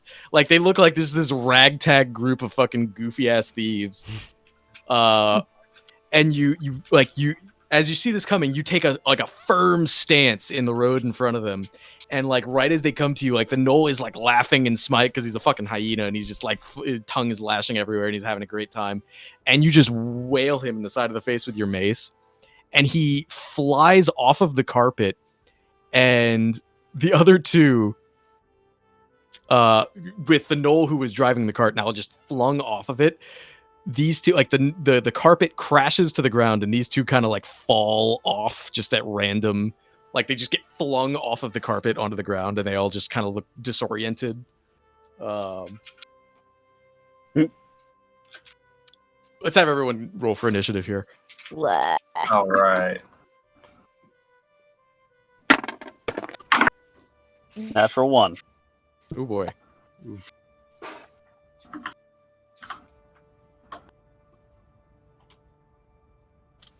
Yay! I don't have to go first.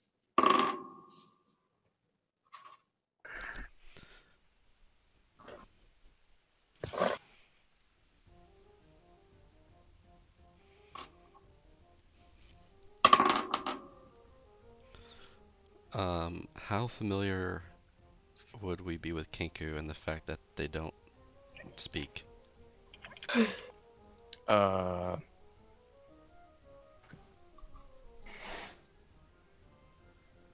Make a history check, I guess.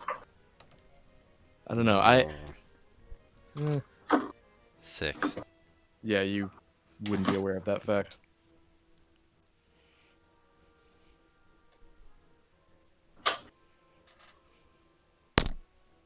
I rolled a 4. I have not rolled well tonight. I feel like mine have either been really good or really bad, and not so much in between.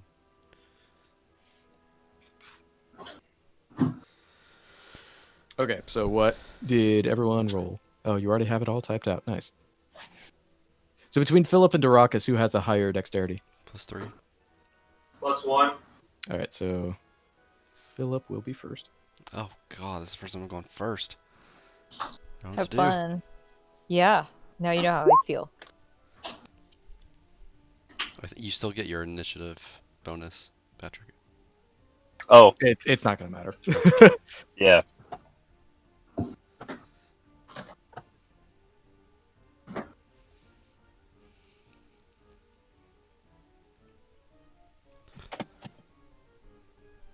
I was looking at the list and I was like, okay, Darakas has 17, Philip 17, Melissa 14, Bloom Jigglypuff. What? I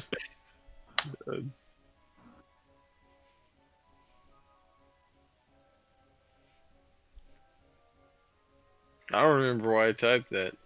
I don't either. Something about something jiggling. I don't remember. Something.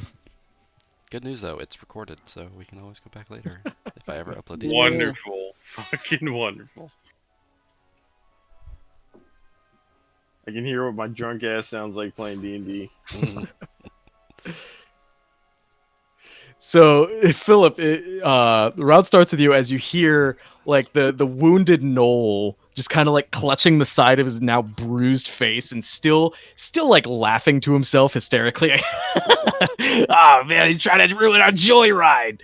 And the bugbear chimes in, like he picks himself off the ground. He's like, "Oh, boss, what are we gonna do about this? This is a real bad situation." And the Kenku just chimes in with a voice that doesn't at all sound like it should be coming from the creature that you see in front of you, but he's just chatter, like you hear these chattery bird noises. He's just like, kill them all. All right, well, on that It is your note, turn, Philip. I'm a pretty bird. Go fuck yourself. hmm.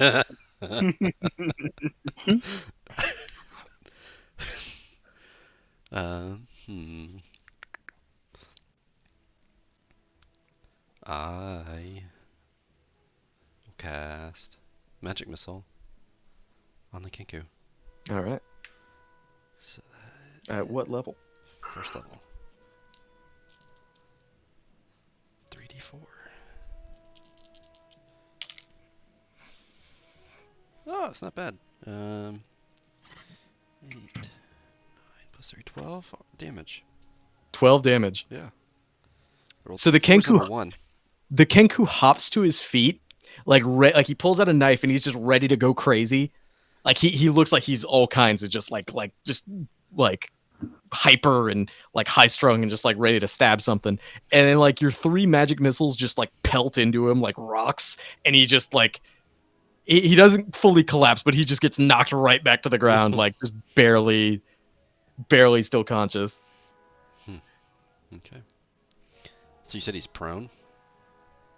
Sure, yeah. It's not gonna matter for him. Okay. Is that your turn? It's gonna matter for Philip's coup d'etat. I'm gonna move onto the carpet so they can't try and run away with it. I'm not on top of it on my screen. Oh. There we go. Okay. So if they try to steal it, I'm on it. Gotcha. Yeah, you just have your foot planted on it. And it's weird. Like, you expect it to just be, like, kind of, like, just a rug, but it's like there's resistance there. Like, it's trying to, like, propel itself up against you. Okay. Yeah, it's my turn. All right.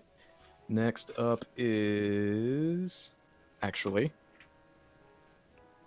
Hold on.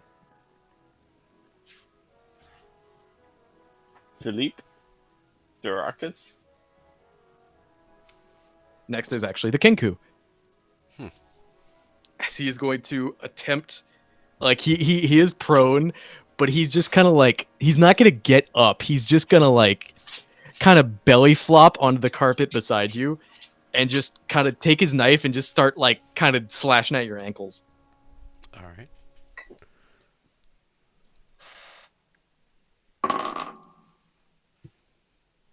Oh wow. That is a 13 to hit. Well, that is my armor class. That hits.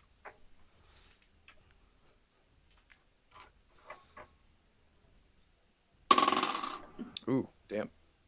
So yeah, so he scores like a pretty nasty hit, like right in your shin, as it like the side of his blade just kind of digs into your skin against the bone, and you take 8 points of slashing damage. Yikes.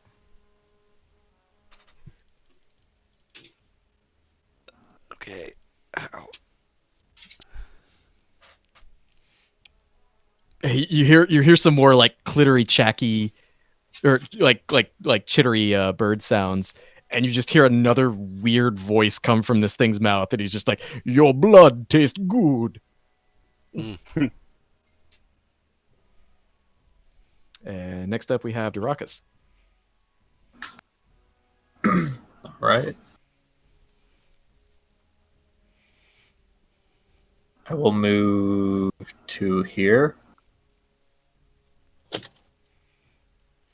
Yeah.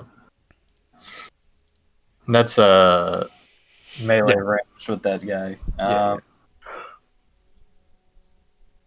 I'll take a swing with my war pick. 16. Definitely hits. All right. 5 points of damage. Oh yeah. Lethal or non-lethal?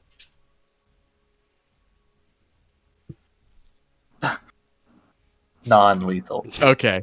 So you kind of you flip your pick around to the blunt side on the back, and you just like as you see his knife just drive into Philip's shin, you just kind of like whack him like just thump him on the back of the head, and he goes down.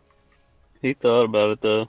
He did. Yeah, I did. Speaking of non-lethal damage, can magic damage be non-lethal? I think we discussed this last session. Yeah. I like to think it can, Okay. just to give you that option. You decide the potency of it as the caster. Right. Right. Is there anything else you would like to do with your turn, Darakas? No, that's my turn. All right. So next up is Ophelia. I'd like to use vicious mockery on this guy, On the bugbear. Okay, go for it.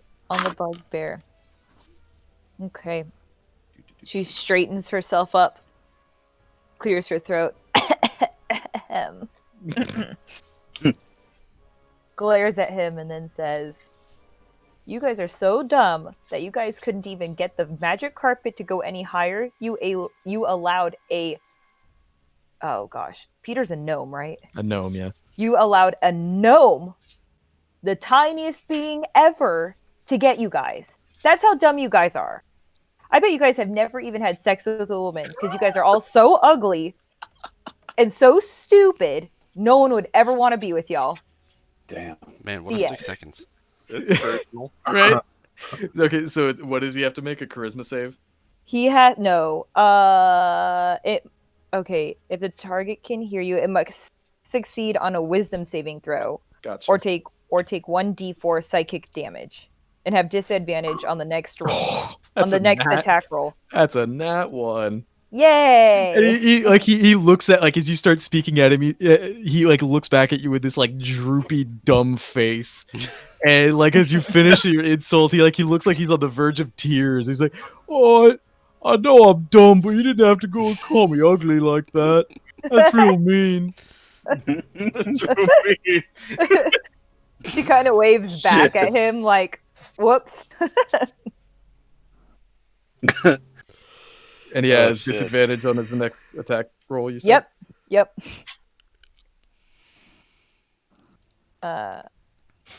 And is that my turn? You have a bonus action if you would like to do something with it. Nah. All right. So next is actually the bugbear's turn, as he's just gonna kind of like he's gonna look back to his boss, or the gnoll who's presumably his boss, and he's just gonna like the gnoll is gonna like he's gonna like snap his fingers and point at Peter. He's like, "Oh, get the little one. He's the one that fucked us over." Okay. And he lumbers over to Peter, and he's gonna try to grapple you. Oh shit. So go ahead and make a contested either athletics or acrobatics check. Okay. I'm gonna go acrobatics. Oof. 20 unnatural. Yeah, you definitely win. As he tries to lift you up, like he gets his arms under your shoulders, but like your suit is just too heavy for him to lift. He can't even like pull you off the ground. He's like, "I can't do it, boss. He's small, but he's heavy." Oh. I feel bad for this guy. He's gonna give up on that, and instead he's gonna take he's got a big club, and he's just gonna hit you over the side of the head with it. Or he's gonna try to. Okay. Ooh, that's a natural 19. Whoa. I have an 18 armor class. Yeah, so that's You hit. it's like a 24.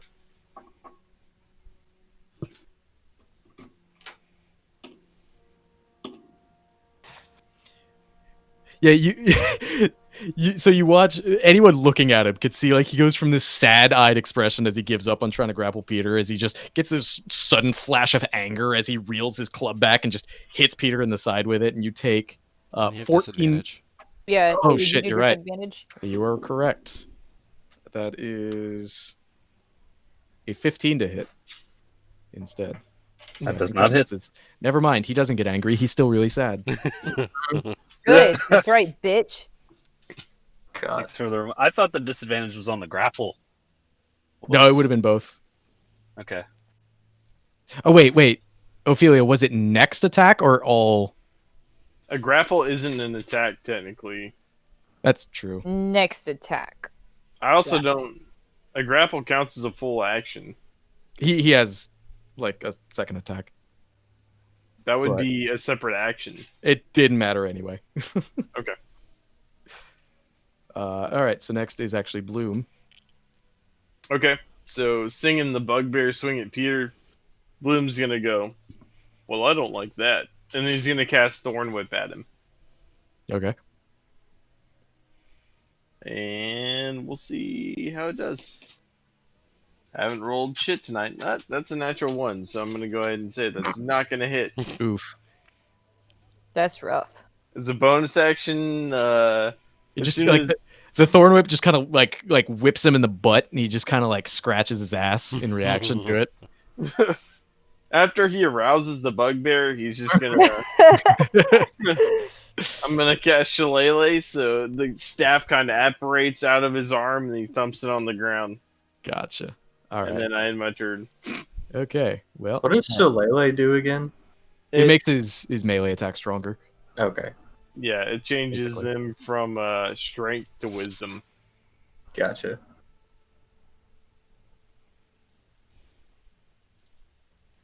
Turnover. Yep. So next it moves up to the knoll as he's gonna get back to his feet and like just kind of shout at the bugbear, "You fucking idiot! Let me show you how to do it." And he's gonna come over. He's got this big spear. And he's just gonna like make his way over and he's gonna try to like stab at the ground. Or like stab downward toward you with his spear. Shit.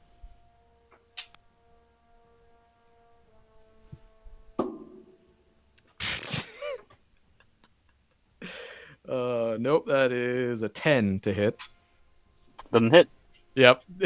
It just kind of like grazes past your armor and stabs into the ground. Like these two like tall monstrous creatures are just kind of standing above Peter, both just trying and failing to actually do any damage to him as they just like they just shrug at each other like, what the fuck is happening? No rogue. And next it is actually your turn, Peter. Okay. I'm going to swing at the bugbear with my mace and say, "Back off, ugly!" Oh, Oh. All right, here we go. Unnatural 20. yeah, that hits. Damn. Okay.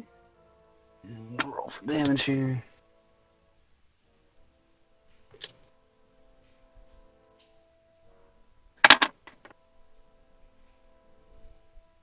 It's 7 points of damage. All right.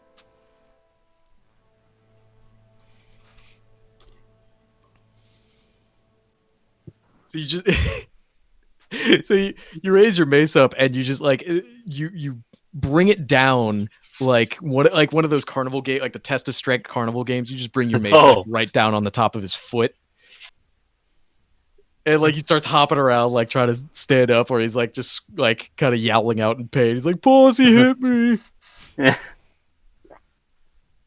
I'm gonna make a bonus action attack and hit him with my force attack. Yep. Alright. Ooh, that's a 10 to hit. Does not hit. Okay. And I pass my turn. All right. Yeah, you try to line up your force blast, but like he's hopping around too much because he's only on one foot. You just kind of misplace your attack. All right. Is back to Phil. I just realized I put 2 P's on the initiative order. That's confusing, but it is Philip's turn. Philip. Pee-pee. Philip. No, I mean there's a P for Philip and a P for Peter, and I didn't realize that. It's confusing, but whatever. I'm going to take a step back. I think that would proc because Ah, the knoll was in melee range of you. just kidding. I would not. Shit balls. Okay. Um.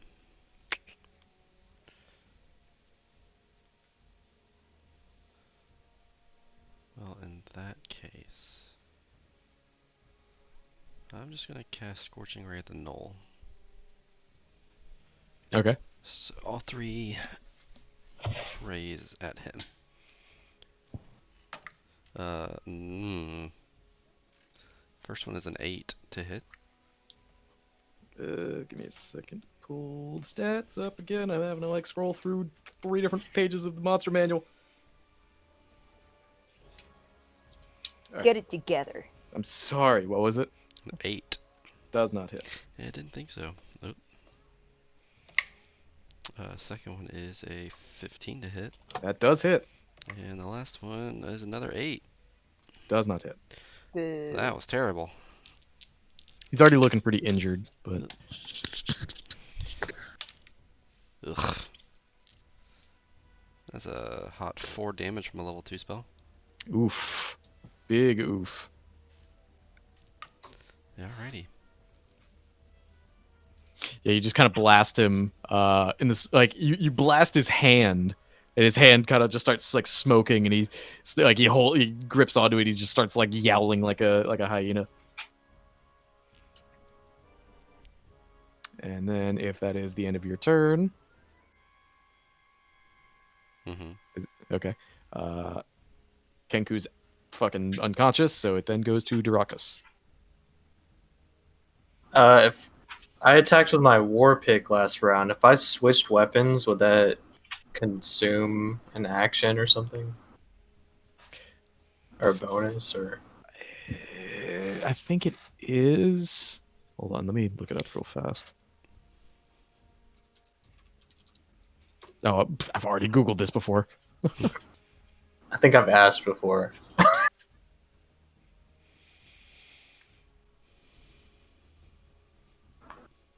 Right, that's what it is. So draw or store can be done for free as part of your move. But if you want to do both, it is an action. So if you want to swap to a different weapon, that's what it was. If you want to stow away your war pick and draw a different weapon, that's a full action. But you can just drop your pick to the ground and draw another weapon for free. Okay.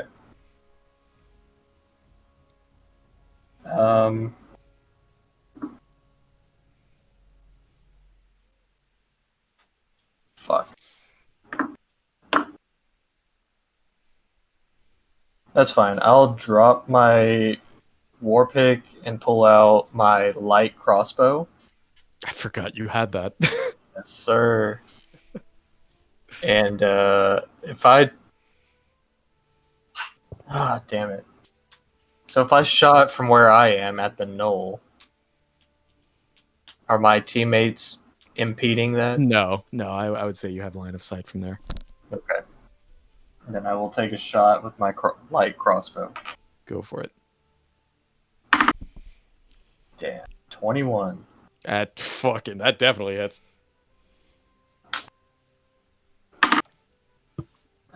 3 damage. You somehow manage, while he's hopping around gripping at his burnt hand, you shoot a crossbow bolt in the same hand. Aim small, miss small. Right. But still, like, it still registers the damage. As he's just kind of like freaking out even further now. All right. Then That's my turn. we move on to Ophelia. We haven't gained any spell slots back since the Nope. last battle. Okay.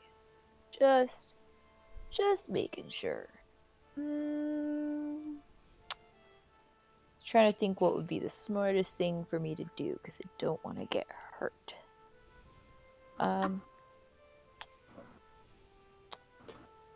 I think I will.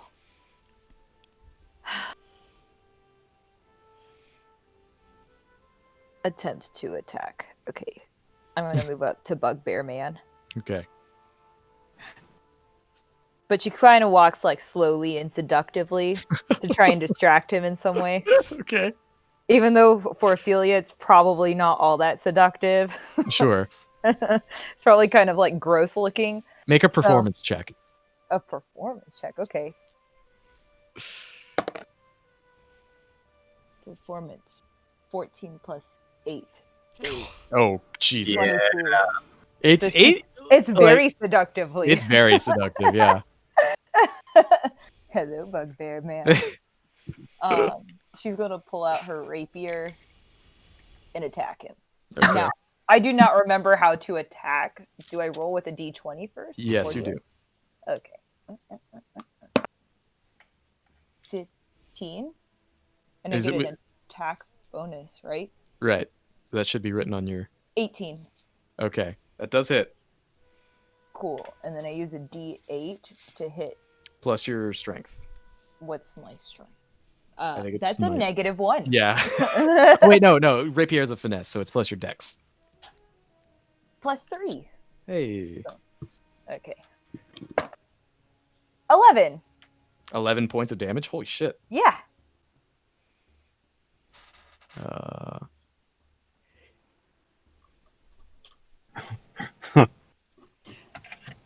He has a surprisingly like thick hide, but like you manage to get he's very distracted by your seductive approach.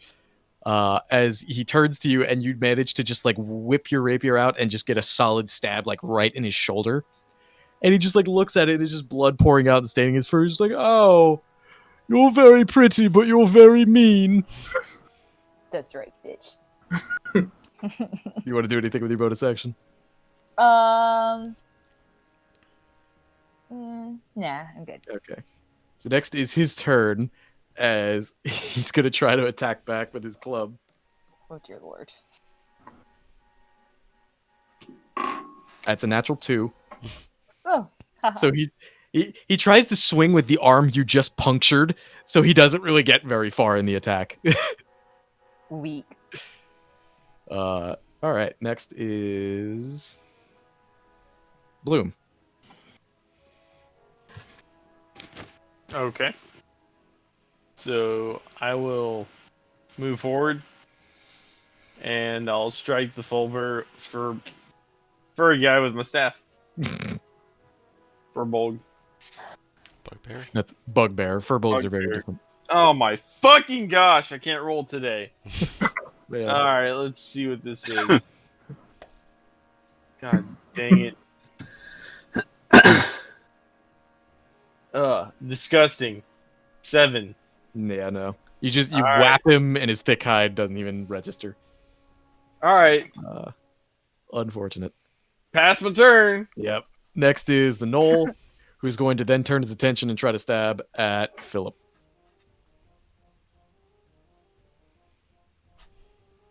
Well, actually, no. He dropped his spear for the repeated hits on his fucking hand. So he's gonna try to bite at you. Me? Yep. All right. That is a 14 to hit. I cast shield. Okay, fair enough. He tries to bite at your arm, but then like this magical shell just kind of apparates like just like an inch above your skin, and he looks like he probably broke some teeth on that one. Yes. So until start of my next turn, I have +5 to AC, but I think I'm probably doesn't matter. Yeah. All right. So next it is Peter's turn. Okay. I'm gonna. How badly injured are each of them? Are either of them looking bloody? They're Oh, both or- they're both bloody and hurt. Okay. I'm gonna swing at the. Was it a knoll? Yeah. Yeah. Yeah, I'm gonna swing at the knoll who just broke his teeth. Go for it. We're out. 21. It definitely hits. Okay. For the damage, we're gonna do 11 points of damage. Damn. Okay. Lethally or non-lethally? Non-lethal. Okay. I'm gonna try and knock his head out. Yeah, so yeah, you Put him to sleep. like an uppercut this time, and while he's still biting on to Philip's shielded arm, you just nail him in the underside of the jaw, and he just goes out. Awesome. All right, I'm gonna use my bonus action to make a force attack on the bugbear. Am I in Go range for of it. both of them? Yeah, Okay. All right. 9 to hit. does not hit, unfortunately. All right. I passed my turn. All right, back to the top of the round. We have Philip. Cool. Fuck it. Last spell slot of the day. Magic missile again. Yeah.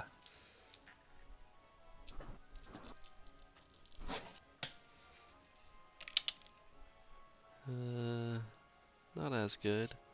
6, 7, 10. Force damage. Yep. All right, lethal or non-lethal? Non-lethal. Okay. Wow, very begrudgingly. I'm an evocation wizard. It's true. I kill.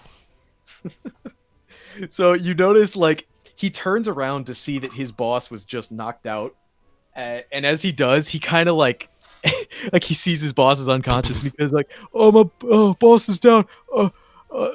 He holds his hand up, his hands up, and he's like, "I surrender." And like in the middle of it, you blast him in the back, and he just goes falling face down. Oh, that's sad. And then yeah, so it doesn't take long before the guards show up. They put them all in cuffs. They load them onto like a prisoner cart. Like they're reawakened. They're manacled up, and then they're loaded onto this cart. And like the bugbear still looks really sad. The Kenku looks even more like just whacked out and fucking crazy and ready to kill something. So And the Kenku's on skooma. the knoll kind of angrily barks at the lot of you. It's like, "I'll remember this. This isn't the last you've seen of Wiley the Chomper." What? Wiley the Chomper. Yep. Thank you. Come again. Yeah, the doors are shut and they're carted away. Is the carpet still there? Yeah, Philip's on it. I'm standing on it. We got a fucking flying carpet, boys So and girls. Wow. at that point, yeah, the guards take him away, and at some point along the line, Jean de Pixie, the merchant from earlier, approaches. "Ah, good sir, you seem to have stopped the thievery that was taking place within my shop. That carpet beneath your feet, it is my property. Thank you so God much. damn it. Thank you ever so much for stopping. If you would like, I must offer you such gracious heroes a reward. Come by my shop anytime. I will gladly give you a discount." Ha- Hmm. How much for the carpet? Oh, let me look that up actually.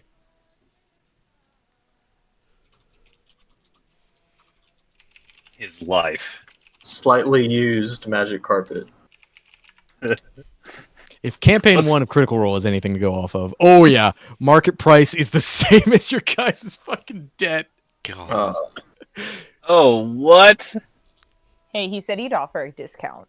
That sounds like for a new carpet, though. I want the Kelly Blue look.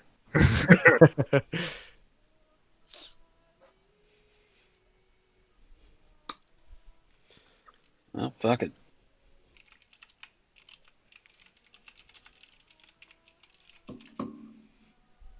And yeah, so yeah. Do you try to argue further about the carpet? I mean, he did mention a discount. Yeah. Well, if you're interested, we may be able to discuss it at a later date. I need to return to my shop.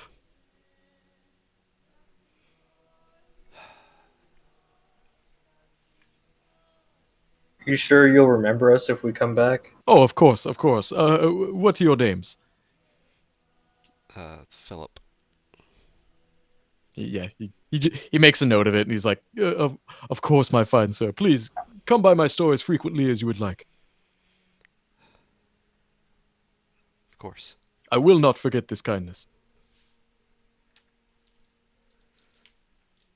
And unless you, if nothing else, he rolls the carpet back up and he takes it away. Anyone else, feel free to interject. Oh, I'll interject. Sorry. Oh God. You people are Good ruthless. sir. Ophelia tries to look seductive again Oh as God. best as she can. No. It's not great looking. Excuse me, sir. Are you sure that we can't tap that carpet? I mean, we did stop the thieves, and that could prevent them from coming in again and thieving you. Well, they were just taken away by the guards. I'm pretty sure they're going to prison. And we helped with that. Do you So not I have think that we insurance? deserve I think that we deserve a very kind reward. Especially from someone so dashing and handsome. Oh And she just lightly touches him and then goes, God. Make a fucking persuasion check. Natural Okay. 20.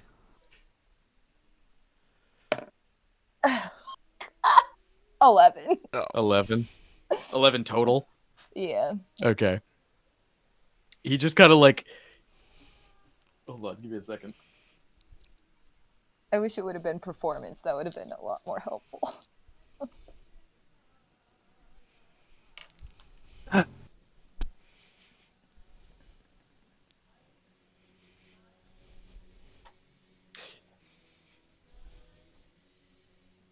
You know what? Yeah. Hold on. Wait, let me find.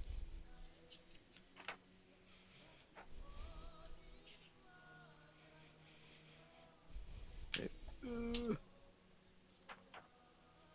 There it is. Okay.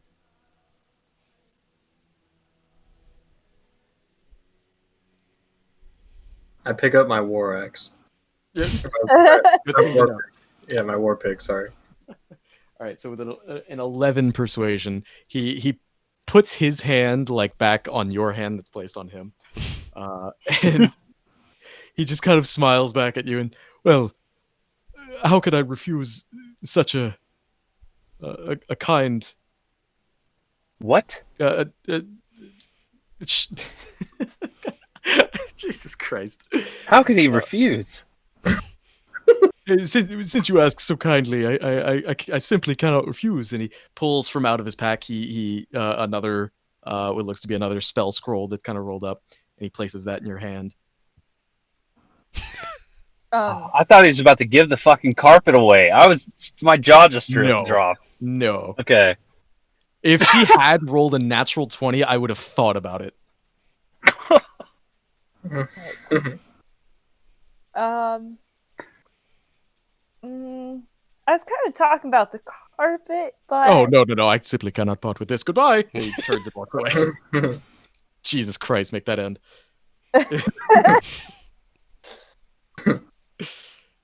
she looks at the scroll. Okay. What? Yeah, you unroll the scroll. It is a scroll of charm person. Whoa. I don't know.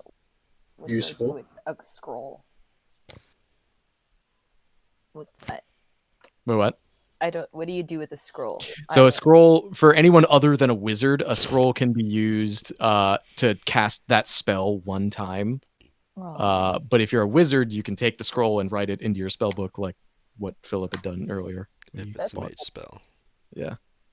Wizard. Okay. Which apparently it is. Okay.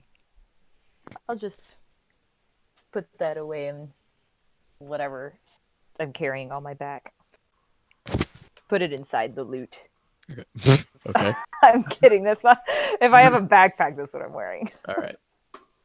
Okay. So Saturn actually, like he was kind of watching from like a safe distance as all that was Oh transpiring. yeah, what the hell? Of course he was. Little bitch. And he approaches you guys like kind of looking kind of like not quizzically, but just kind of like he's pondering something, and he like he kind of shakes a finger like yeah, like that might work, and he approaches you guys. Uh, what was that you had mentioned about a sizable debt earlier? Uh, I believe I might have thought of a way to help you with that. Bloom looks at him and he says, "Are you sure you're not the same man? You behave in the same pattern." Oh, and he taps the ring again. And he shows you his ID again. I'm me. Just I think you were both horrible. you could tell that like this version of like or this Saturn, like you could tell just from his demeanor that he is like he's he's noticeably different from the one you guys like rode all that way with. Like he's a lot more snippy and like kind of sassy. He seems. He's gay.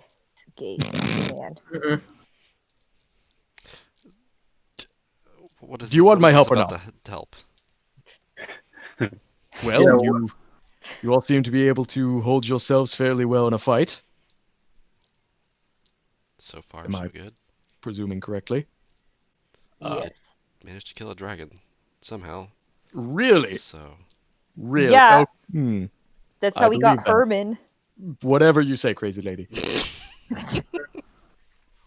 What would you say if there was a way to pay off your debt, and you might, if you perform well enough, become heroes of the city?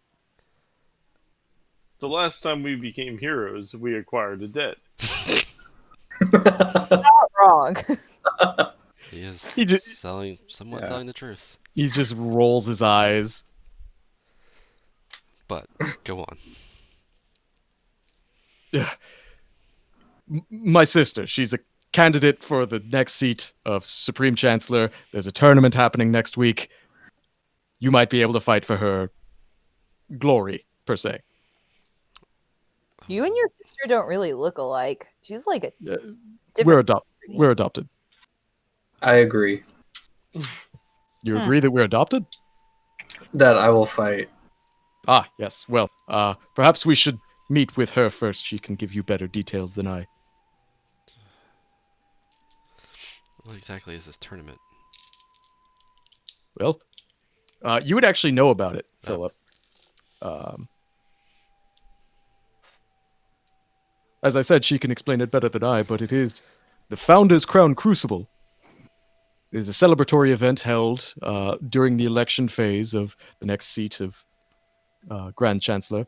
It doesn't decide the winner. The winning champions don't decide the election per se, but it is said that whoever's champion wins the tournament does grant their what's the word I'm looking for? Sponsor. It is said that the champions or the winning champions grant their sponsor the will of the founders per se. It's a lot of superstitious nonsense. I'm not sure if I believe into it, but it's a lot of money to be had. How much money? Well,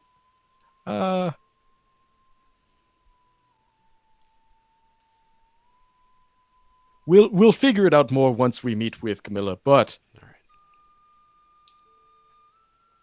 maybe we should go and find my cart first, yes?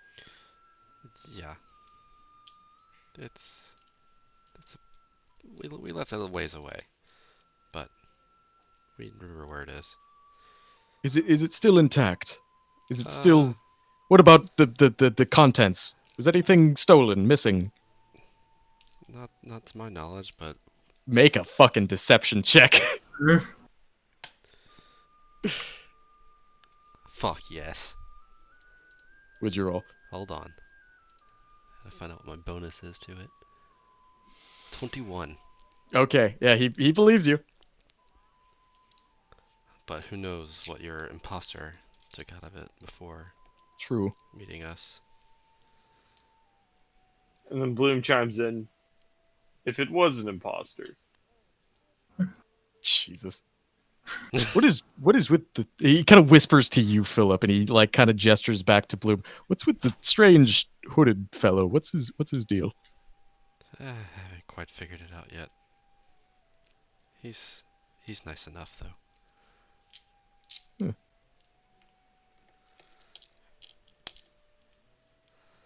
He kind of like he looks back at him. He looks back at you. Did the doppelganger do something to piss him off, or like does he just hate cats? Did your work include dragons? Dragons? What? No. Ah, okay. Well, yes, the doppelganger did do something to upset him.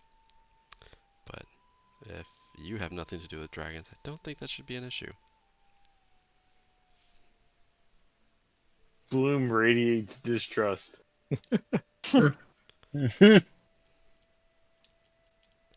And Do he I kind of believe like him when he said that about dragons? make an insight check. Oof. He's still telling the truth.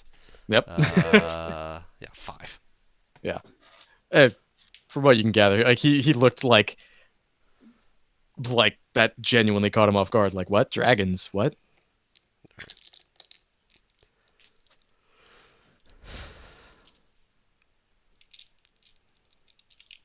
And he just kind of like he like unhuddled, like he kind of like leans back away from you, Philip, and just kind of like looks at you directly, Bloom.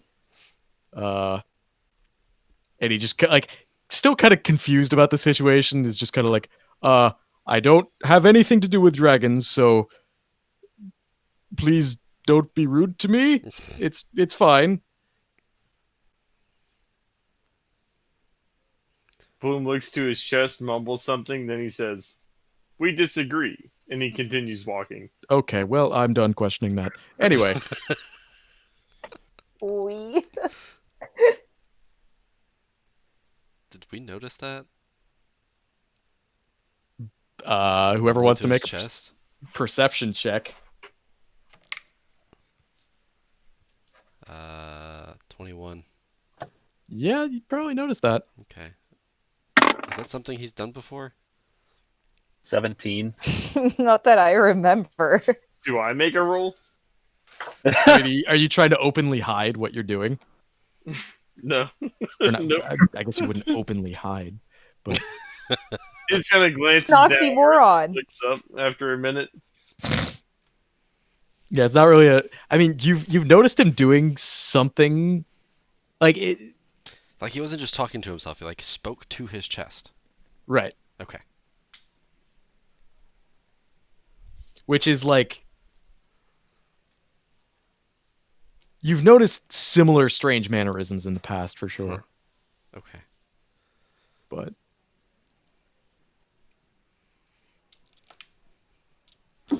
I start guiding him back towards the cart. yeah, brevity. How guys, much do you know of the fireball spell? are you asking To Saturn? Saturn, yeah. Well, I'm not an evocation wizard myself. I practice mostly enchantment, but I mean, I know how to cast it, sure. Well,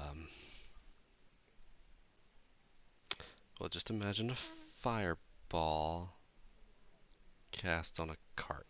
Oh, and like he just are you say?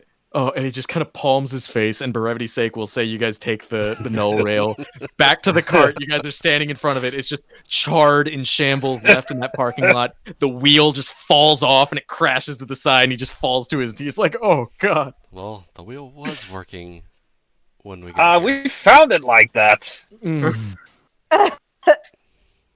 Ophelia plays a sad tune in the background to match the tone. Must be a bad part of the neighborhood.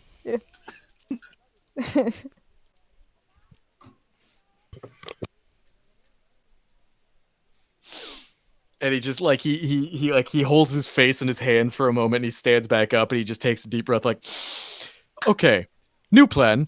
I get a small cut of the reward to replace what was destroyed. We didn't destroy it.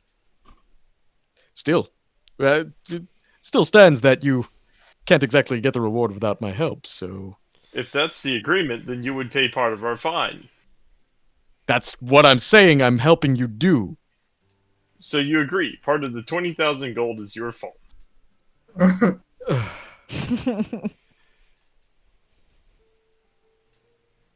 And aren't And- we helping you by finding your imposter?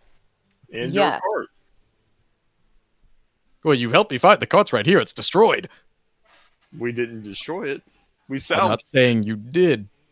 And I'm thankful for that, but the fact still stands. I need money to replace this disaster. it. And to pay for the fine you just agreed That's to. I've agreed to that already. I heard it. Can we just go meet with my sister already, please? Does she have Herman? I don't know what that means. You people are crazy. It's my egg. She looks. She leans into Philip again. She looks like she's a mammal, right? She doesn't lay eggs. That seems strange. What's your stance on eating babies? He just throws his hands up and he walks away, expecting you to follow. You are torturing this poor man.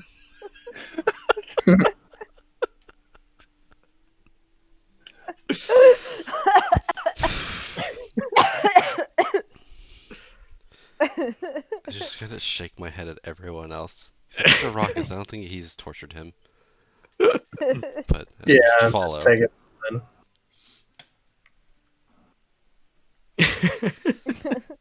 So you guys get back on the no rail, and he leads you to, I believe, yeah, the northeastern part of the inner city,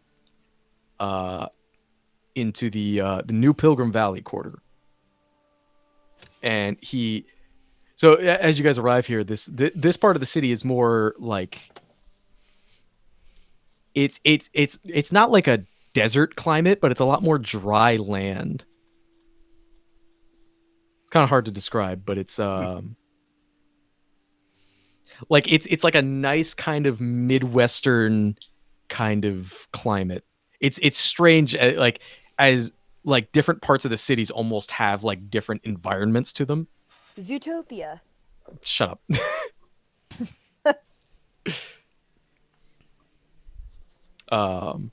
But yeah, so I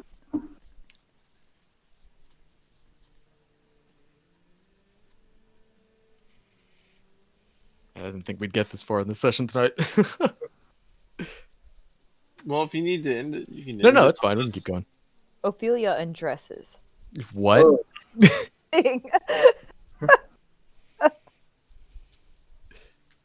I'm just kidding. Jesus.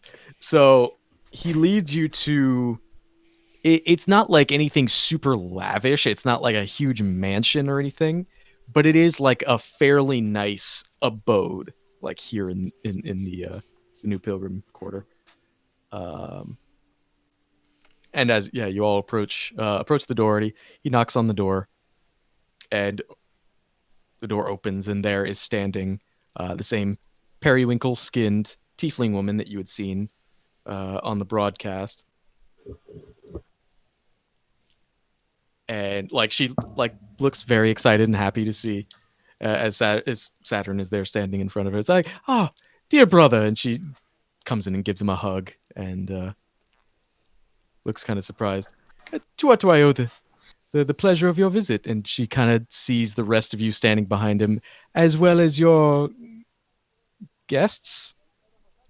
And like he looks at her like, please forgive me for what I'm about to do to you.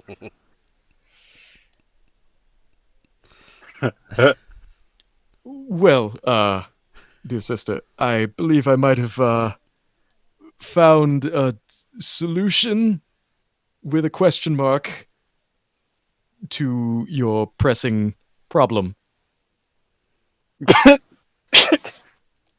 Sorry. And she looks really confused. Like finally at clarify the Crucible, Camilla. I'm talking about fighters for the crew, and she's like, oh, so okay, so you folk are adventurers. I take it from your appearance, We've had a bit of a day. right? I can. And she looks to Saturn like he's not kidding. Well, come inside. I can prepare some tea if you would like, and we can discuss what has happened today. Sounds fine. I follow her in. Yeah, she Yeah. ushers all 5 of you in, and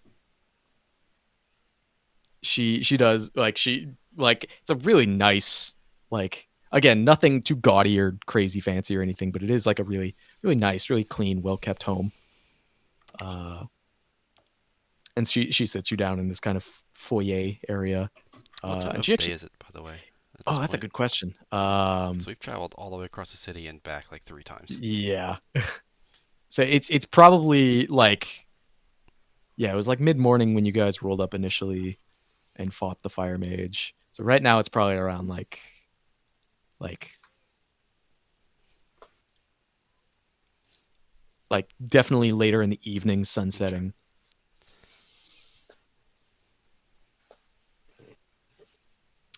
And yeah, she sits you guys, like, you guys all kind of sit around in like different various like chairs and couches, and just kind of huddled around this nice table. And she does actually prepare tea for all of you.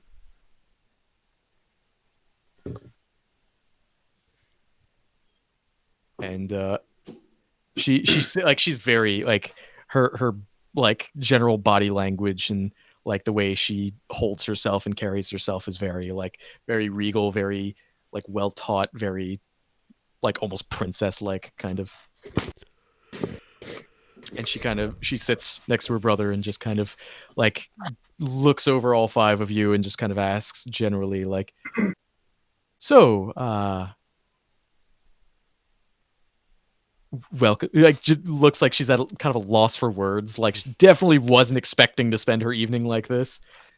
Um, so what more can you tell me about uh, what exactly is what are we doing?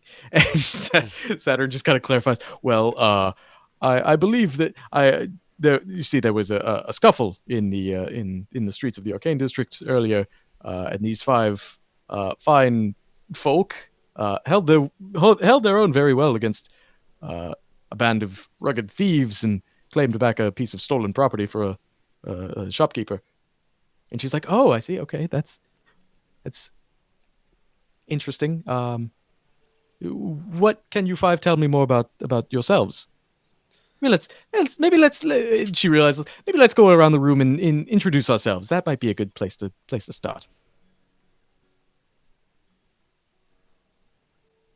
I take a sip of the tea that was given to me. Mhm. Is it good? Do I like it? It's pretty like it's a mild flavor, but it's nice. It's like floral. Cute.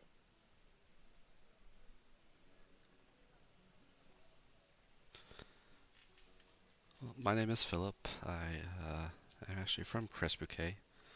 It's been a long time since I was last here, though.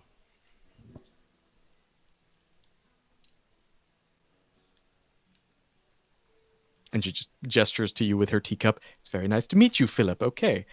And like Saturn kind of points to him, and like you could almost hear him whisper, "That's the normal one."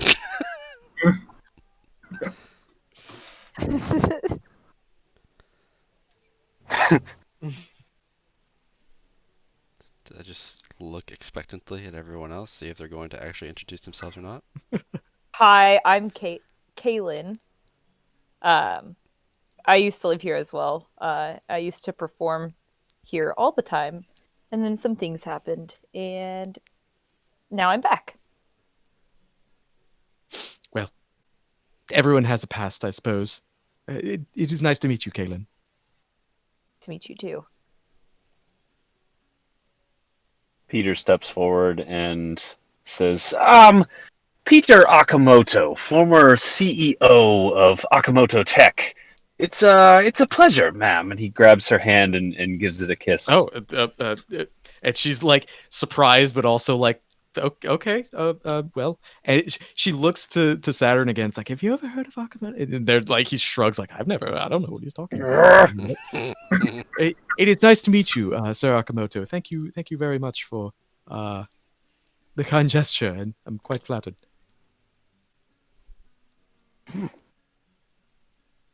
I'm Durakis Praxigandalin, and I'm not from around here, and I hate to bother you, but if you wouldn't mind bringing me some more of these tea leaves, I think I just want to bolden the brew a little bit.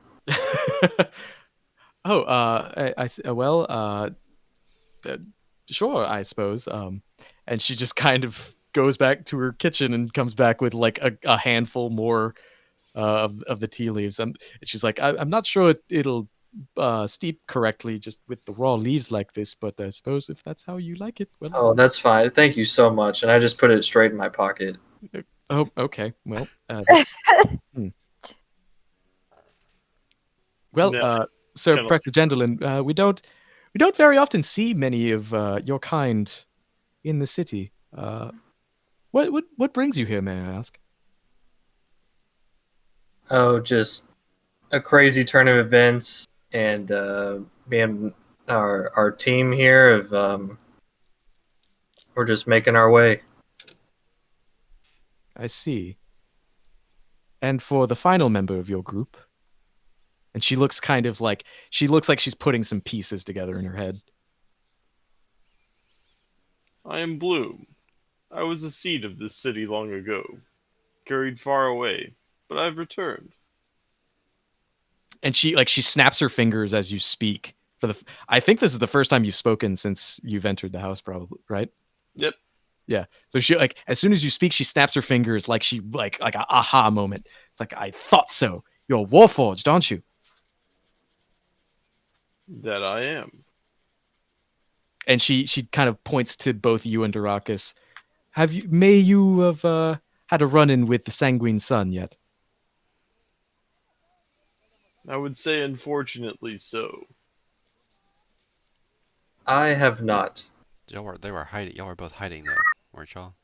Yeah, but Yeah. the lady saw Durakis. Ah, Yeah, it's quite a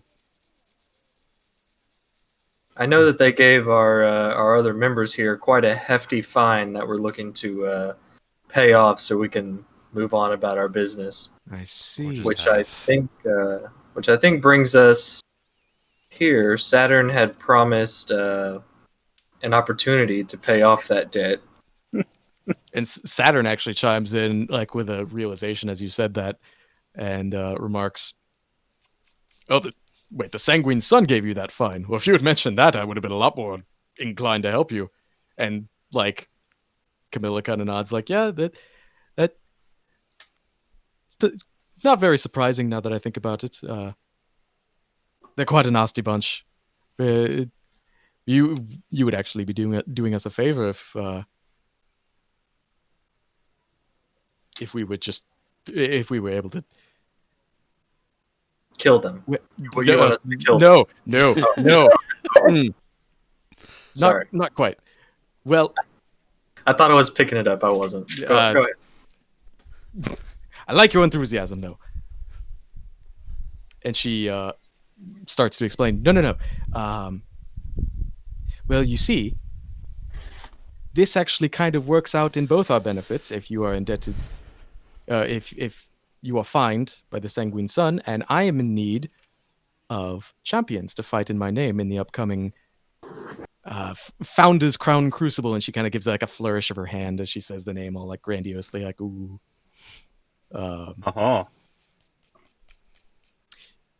See, the tournament is coming up quite soon. We're quite a ways into the election process now, and I have yet to find suitable champions to fight in my name. And from what intel I've gathered, my opponent, Sir Ravenmere, seems to have simply taken on the ranks of the Sanguine Sun as his champions, which I'm not a fan of. It doesn't seem to be very honorable, if you ask me. I've never been a fan of them anyway.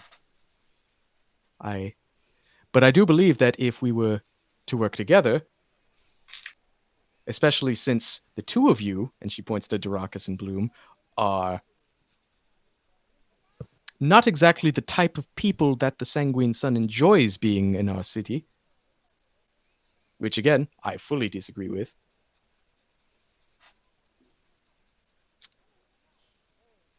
I think we may be able to stick it to them, as it were. They really piss me off, honestly. It, like, Saturn looks surprised, like, oh, like, doesn't really say anything, like, oh, didn't expect that from her. So, what do you say to this offer? I'll pay off your fine now. You fight for my name in the Crucible, and in doing so, maybe get a little bit of spiteful revenge on those Sanguine Sun assholes, huh? So win or lose, you pay the fine.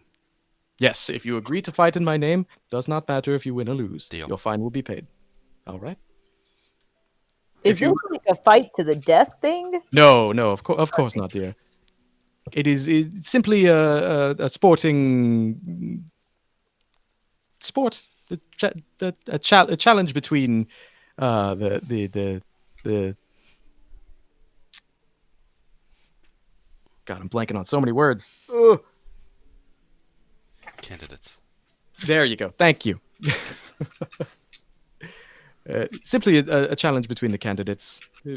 Each of them choose a small group of champions to fight in their name. It's an all out brawl between all four sides.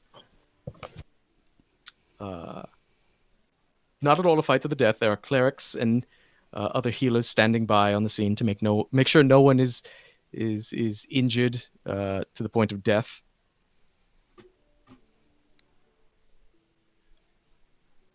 Sounds fine by me.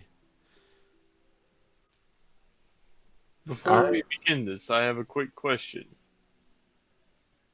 Yes, go ahead. Lady Camilla, is Allium a family name or an adopted name?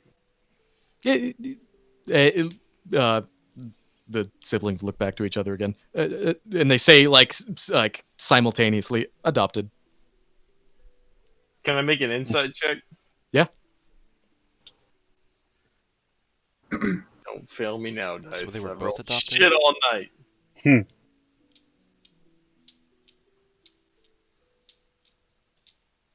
God damn it. 8. From what you can tell, like they're telling the truth, but she kind of like, she realizes like where you're probably coming from. I would hazard a guess that Sir Bloom, you've probably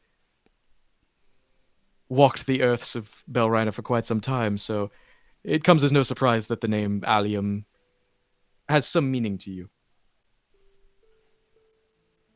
My brother and I were taken in by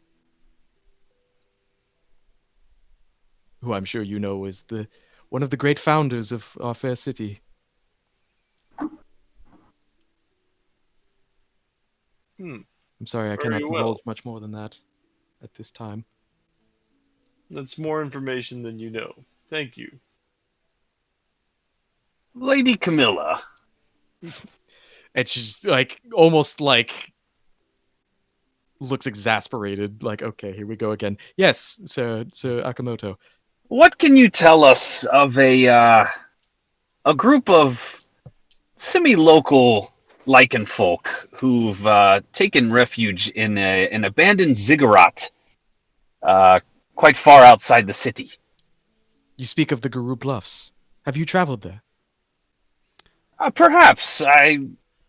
I could say we traveled there. It's more like we were taken hostage of sorts. Ooh, that sounds quite nasty.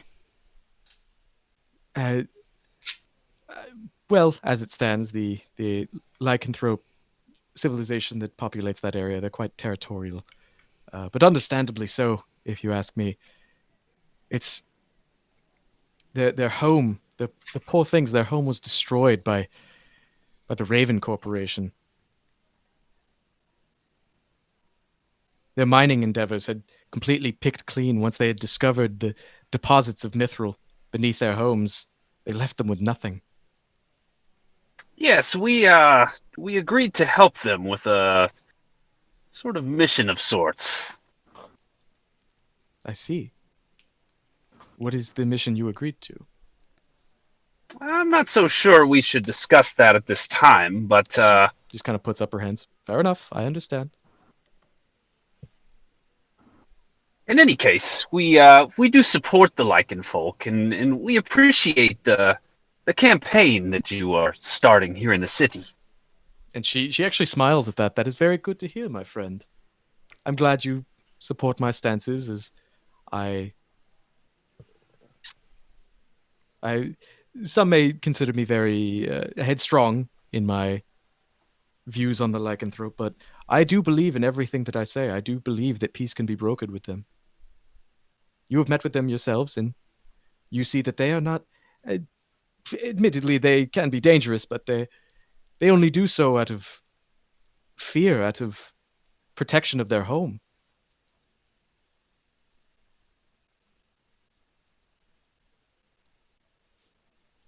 If your home was destroyed, would you not act aggressively towards who you perceive to be at fault?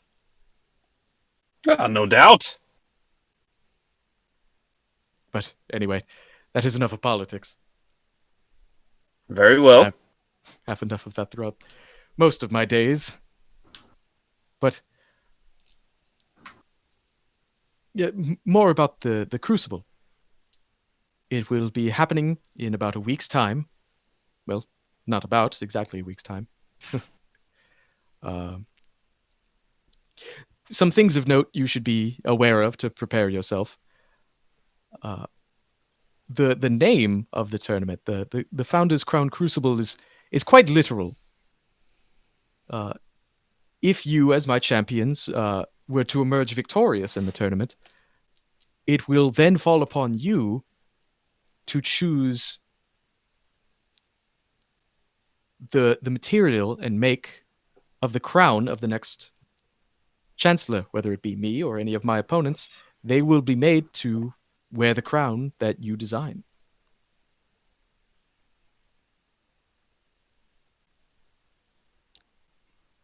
That's pretty cool.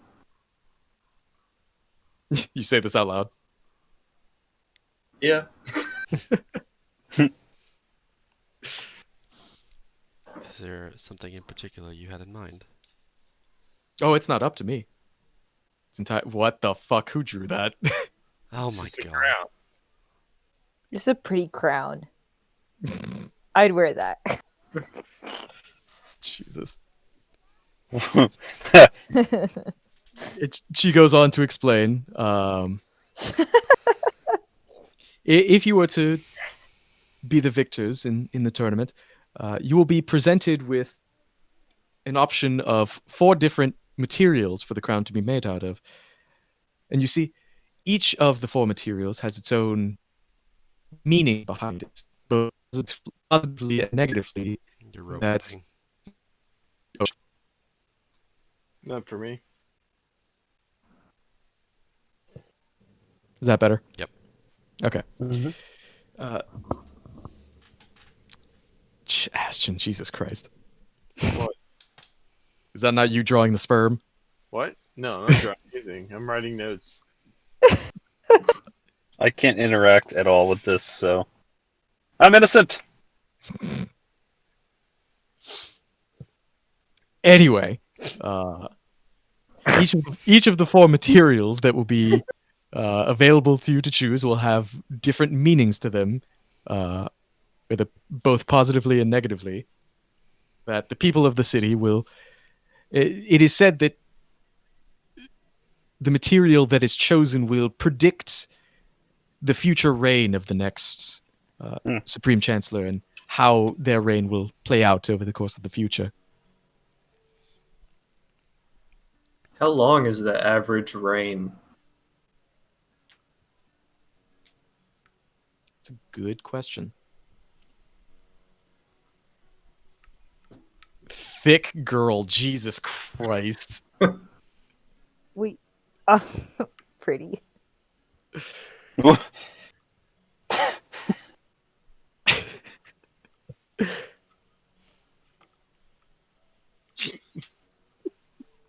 Oh my god. Can we not? Right. It's distracting. You said 4 options for the. All right, so the victors determined decide the crown. 4 options. Did you name the actual types? No, Nope. not yet. Okay. Is that part of it? I mean, you can ask about it. But to answer Darax's question, that entirely depends upon the ruler. Some may choose to rule until death. Some may choose to retire or pass on uh, to a successor. Uh, in the case of a ruler either passing away or disappearing or falling out of the seat of power before choosing a successor, we then find ourselves in the situation we are in now, in which an election like this will take place.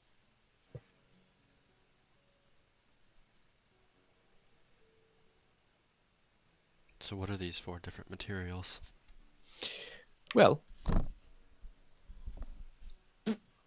notes.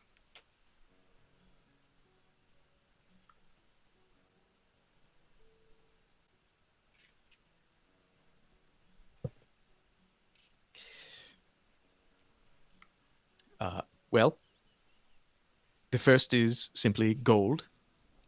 It represents a prosperous reign, but the negative to it is that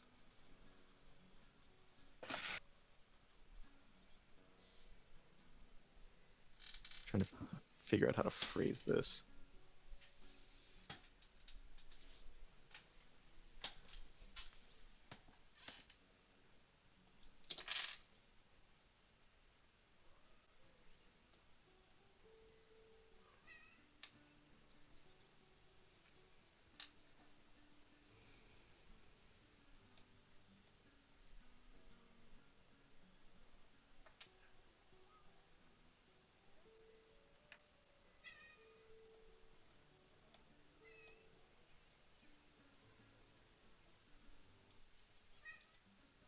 All right, that's it. Right. Every 3 times a cat meows, it has to be launched into the sun. Jesus.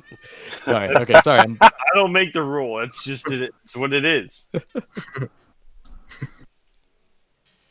Sorry. I was blanking and stalling for time. Anyway, she explains that gold represents a prosperous reign from the ruler, but also impedes that or implies that uh, cultural progress within the city is kind of impeded. Like it gold foretells a wealthy but not culturally impactful reign. Um, and then there's platinum, which implies basically the opposite. Implies that like the ruler will be very well remembered and like the years in which they rule will see a lot of like very big historical events. But at the same time, it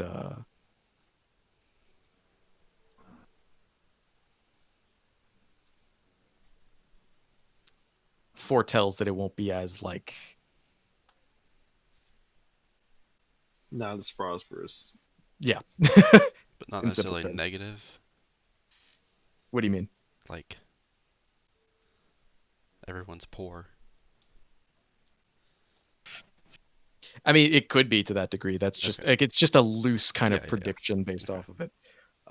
Then there's black iron, which basically predicts that the ruler will be a tyrant, but at the same time, it will be like the city will be very well kept, um, despite like being very divided and strict. It will also be like, um, yeah, pretty much rule of a tyrant. And then there's mithril, which is the wild card, basically. If a ruler is given a mithril crown, there's no prediction. No one has any idea of what would come next for them in their future.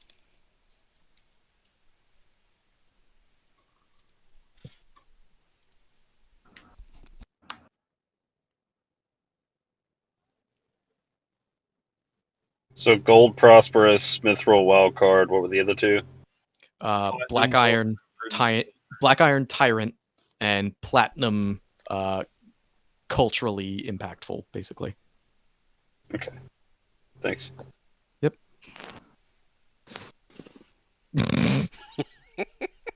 God. What? Wild card, bitches.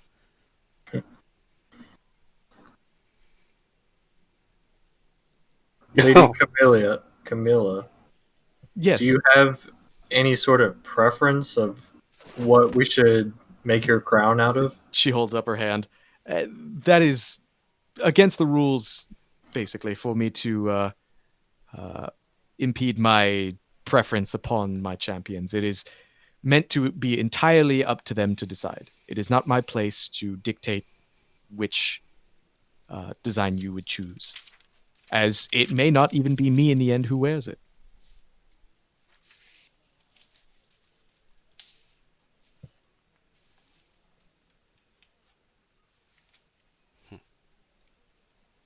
If it is the sanguine sun we face, I guarantee you will have the crown. I'm very glad to hear that. Yes, you will be facing the Sanguine Sun as well as, well, the champions that the other two of my opponents choose to enlist in their service. Not quite sure, but if what my brother says is true and you all can hold your own very well, I'm sure it will be of no challenge. But I will recommend that in the week's time leading up to the tournament that you may want to find a way to assure yourselves of your strength. Some training, perhaps. And Saturn actually chimes in. He kind of like like a realization, like, oh, you might have good luck taking on one of the jobs from the bounty board at the Department of Magi. Might be a good way for you to hone your skills in the time leading up to the Crucible. Sounds like a plan. Do these bounties typically pay well? Yeah, well, as far as I'm aware, I'm not exactly a bounty hunter myself, but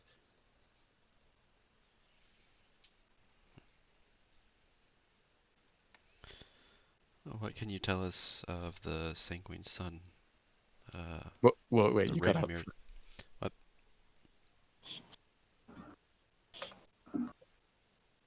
Wait, are you there? Yeah. You cut out in Oh. the middle of that. What can you tell us of the Sanguine Sun that Ravenmere has chosen to fight for him? Well, I'm not quite sure of who exactly they are. I just know that he plans to enlist some of the warriors of their rank. I don't know any names, unfortunately. That's alright. It shouldn't matter. I like your confidence. Well, and she looks at her wrist, despite the fact that watches aren't a thing. It is growing quite late into the evening, and Yes, we could definitely use some rest. yes, that sounds great. Actually, there is an inn nearby. She goes and procures like a small pouch of gold. Please allow me to pay for your housing needs. That is too kind. Yes, well, that is all. Thank you very much for coming to our aid at such an opportune time. It is most fortunate that you arrived when you did.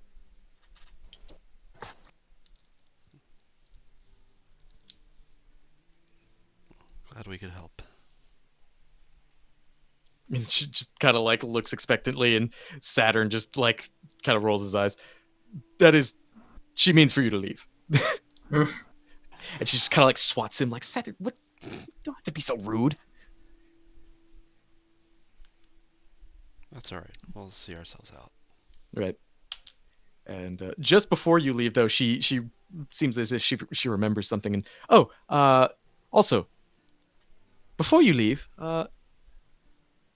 just so I know what to put down on the papers, what do you group of adventurers wish to be known as? God damn it! There it is. is. I could feel it coming this time. Yeah. Mm. Might have to get back to you Yeah, on we'll, that. we'll shelve that. We can come back to that. It's no problem. Yeah.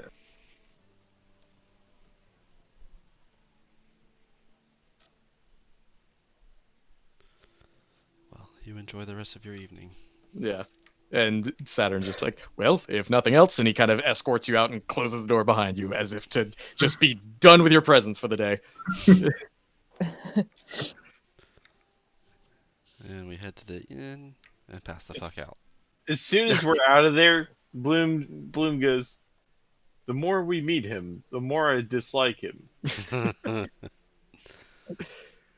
Okay, just I don't want to force you guys into anything, but it would be really nice if you could choose what job you want to take tonight so I can prepare it for next time.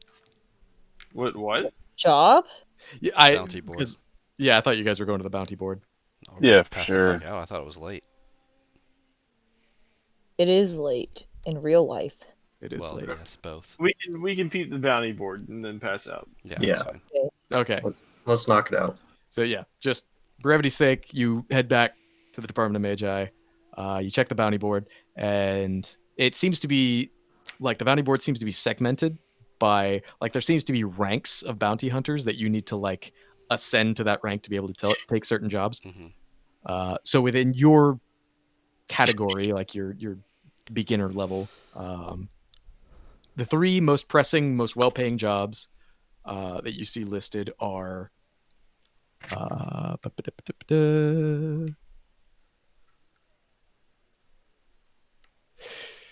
the first one you see is a job for bodyguard duty for a famous band of bards coming to the Painted Branch within the next couple of days. Ooh. The next one is to apprehend a group of thieves that performed an armed robbery at the Steel Branch that need to be taken care of. And it has like a name of, or who to, like a name of the shop owner who was robbed and who to consult and whatnot. And the third one is a listing for a string of grave robbings in the Lord's Branch that need to be looked into.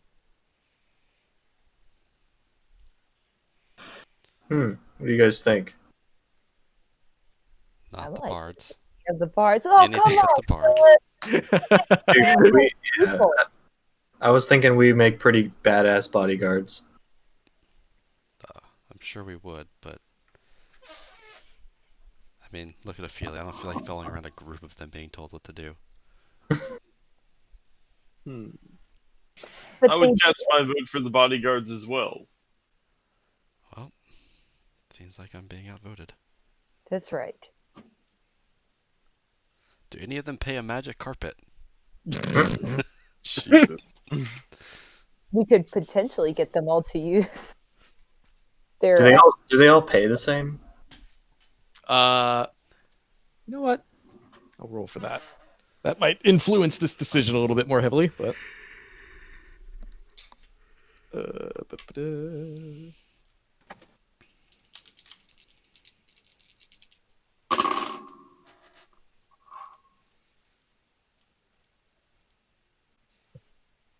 So the bodyguard job seems to be taking or paying 8,600. God damn. Gold? Oh, The armed robbery, not as much, only 3,000. Out. And the grave robbings,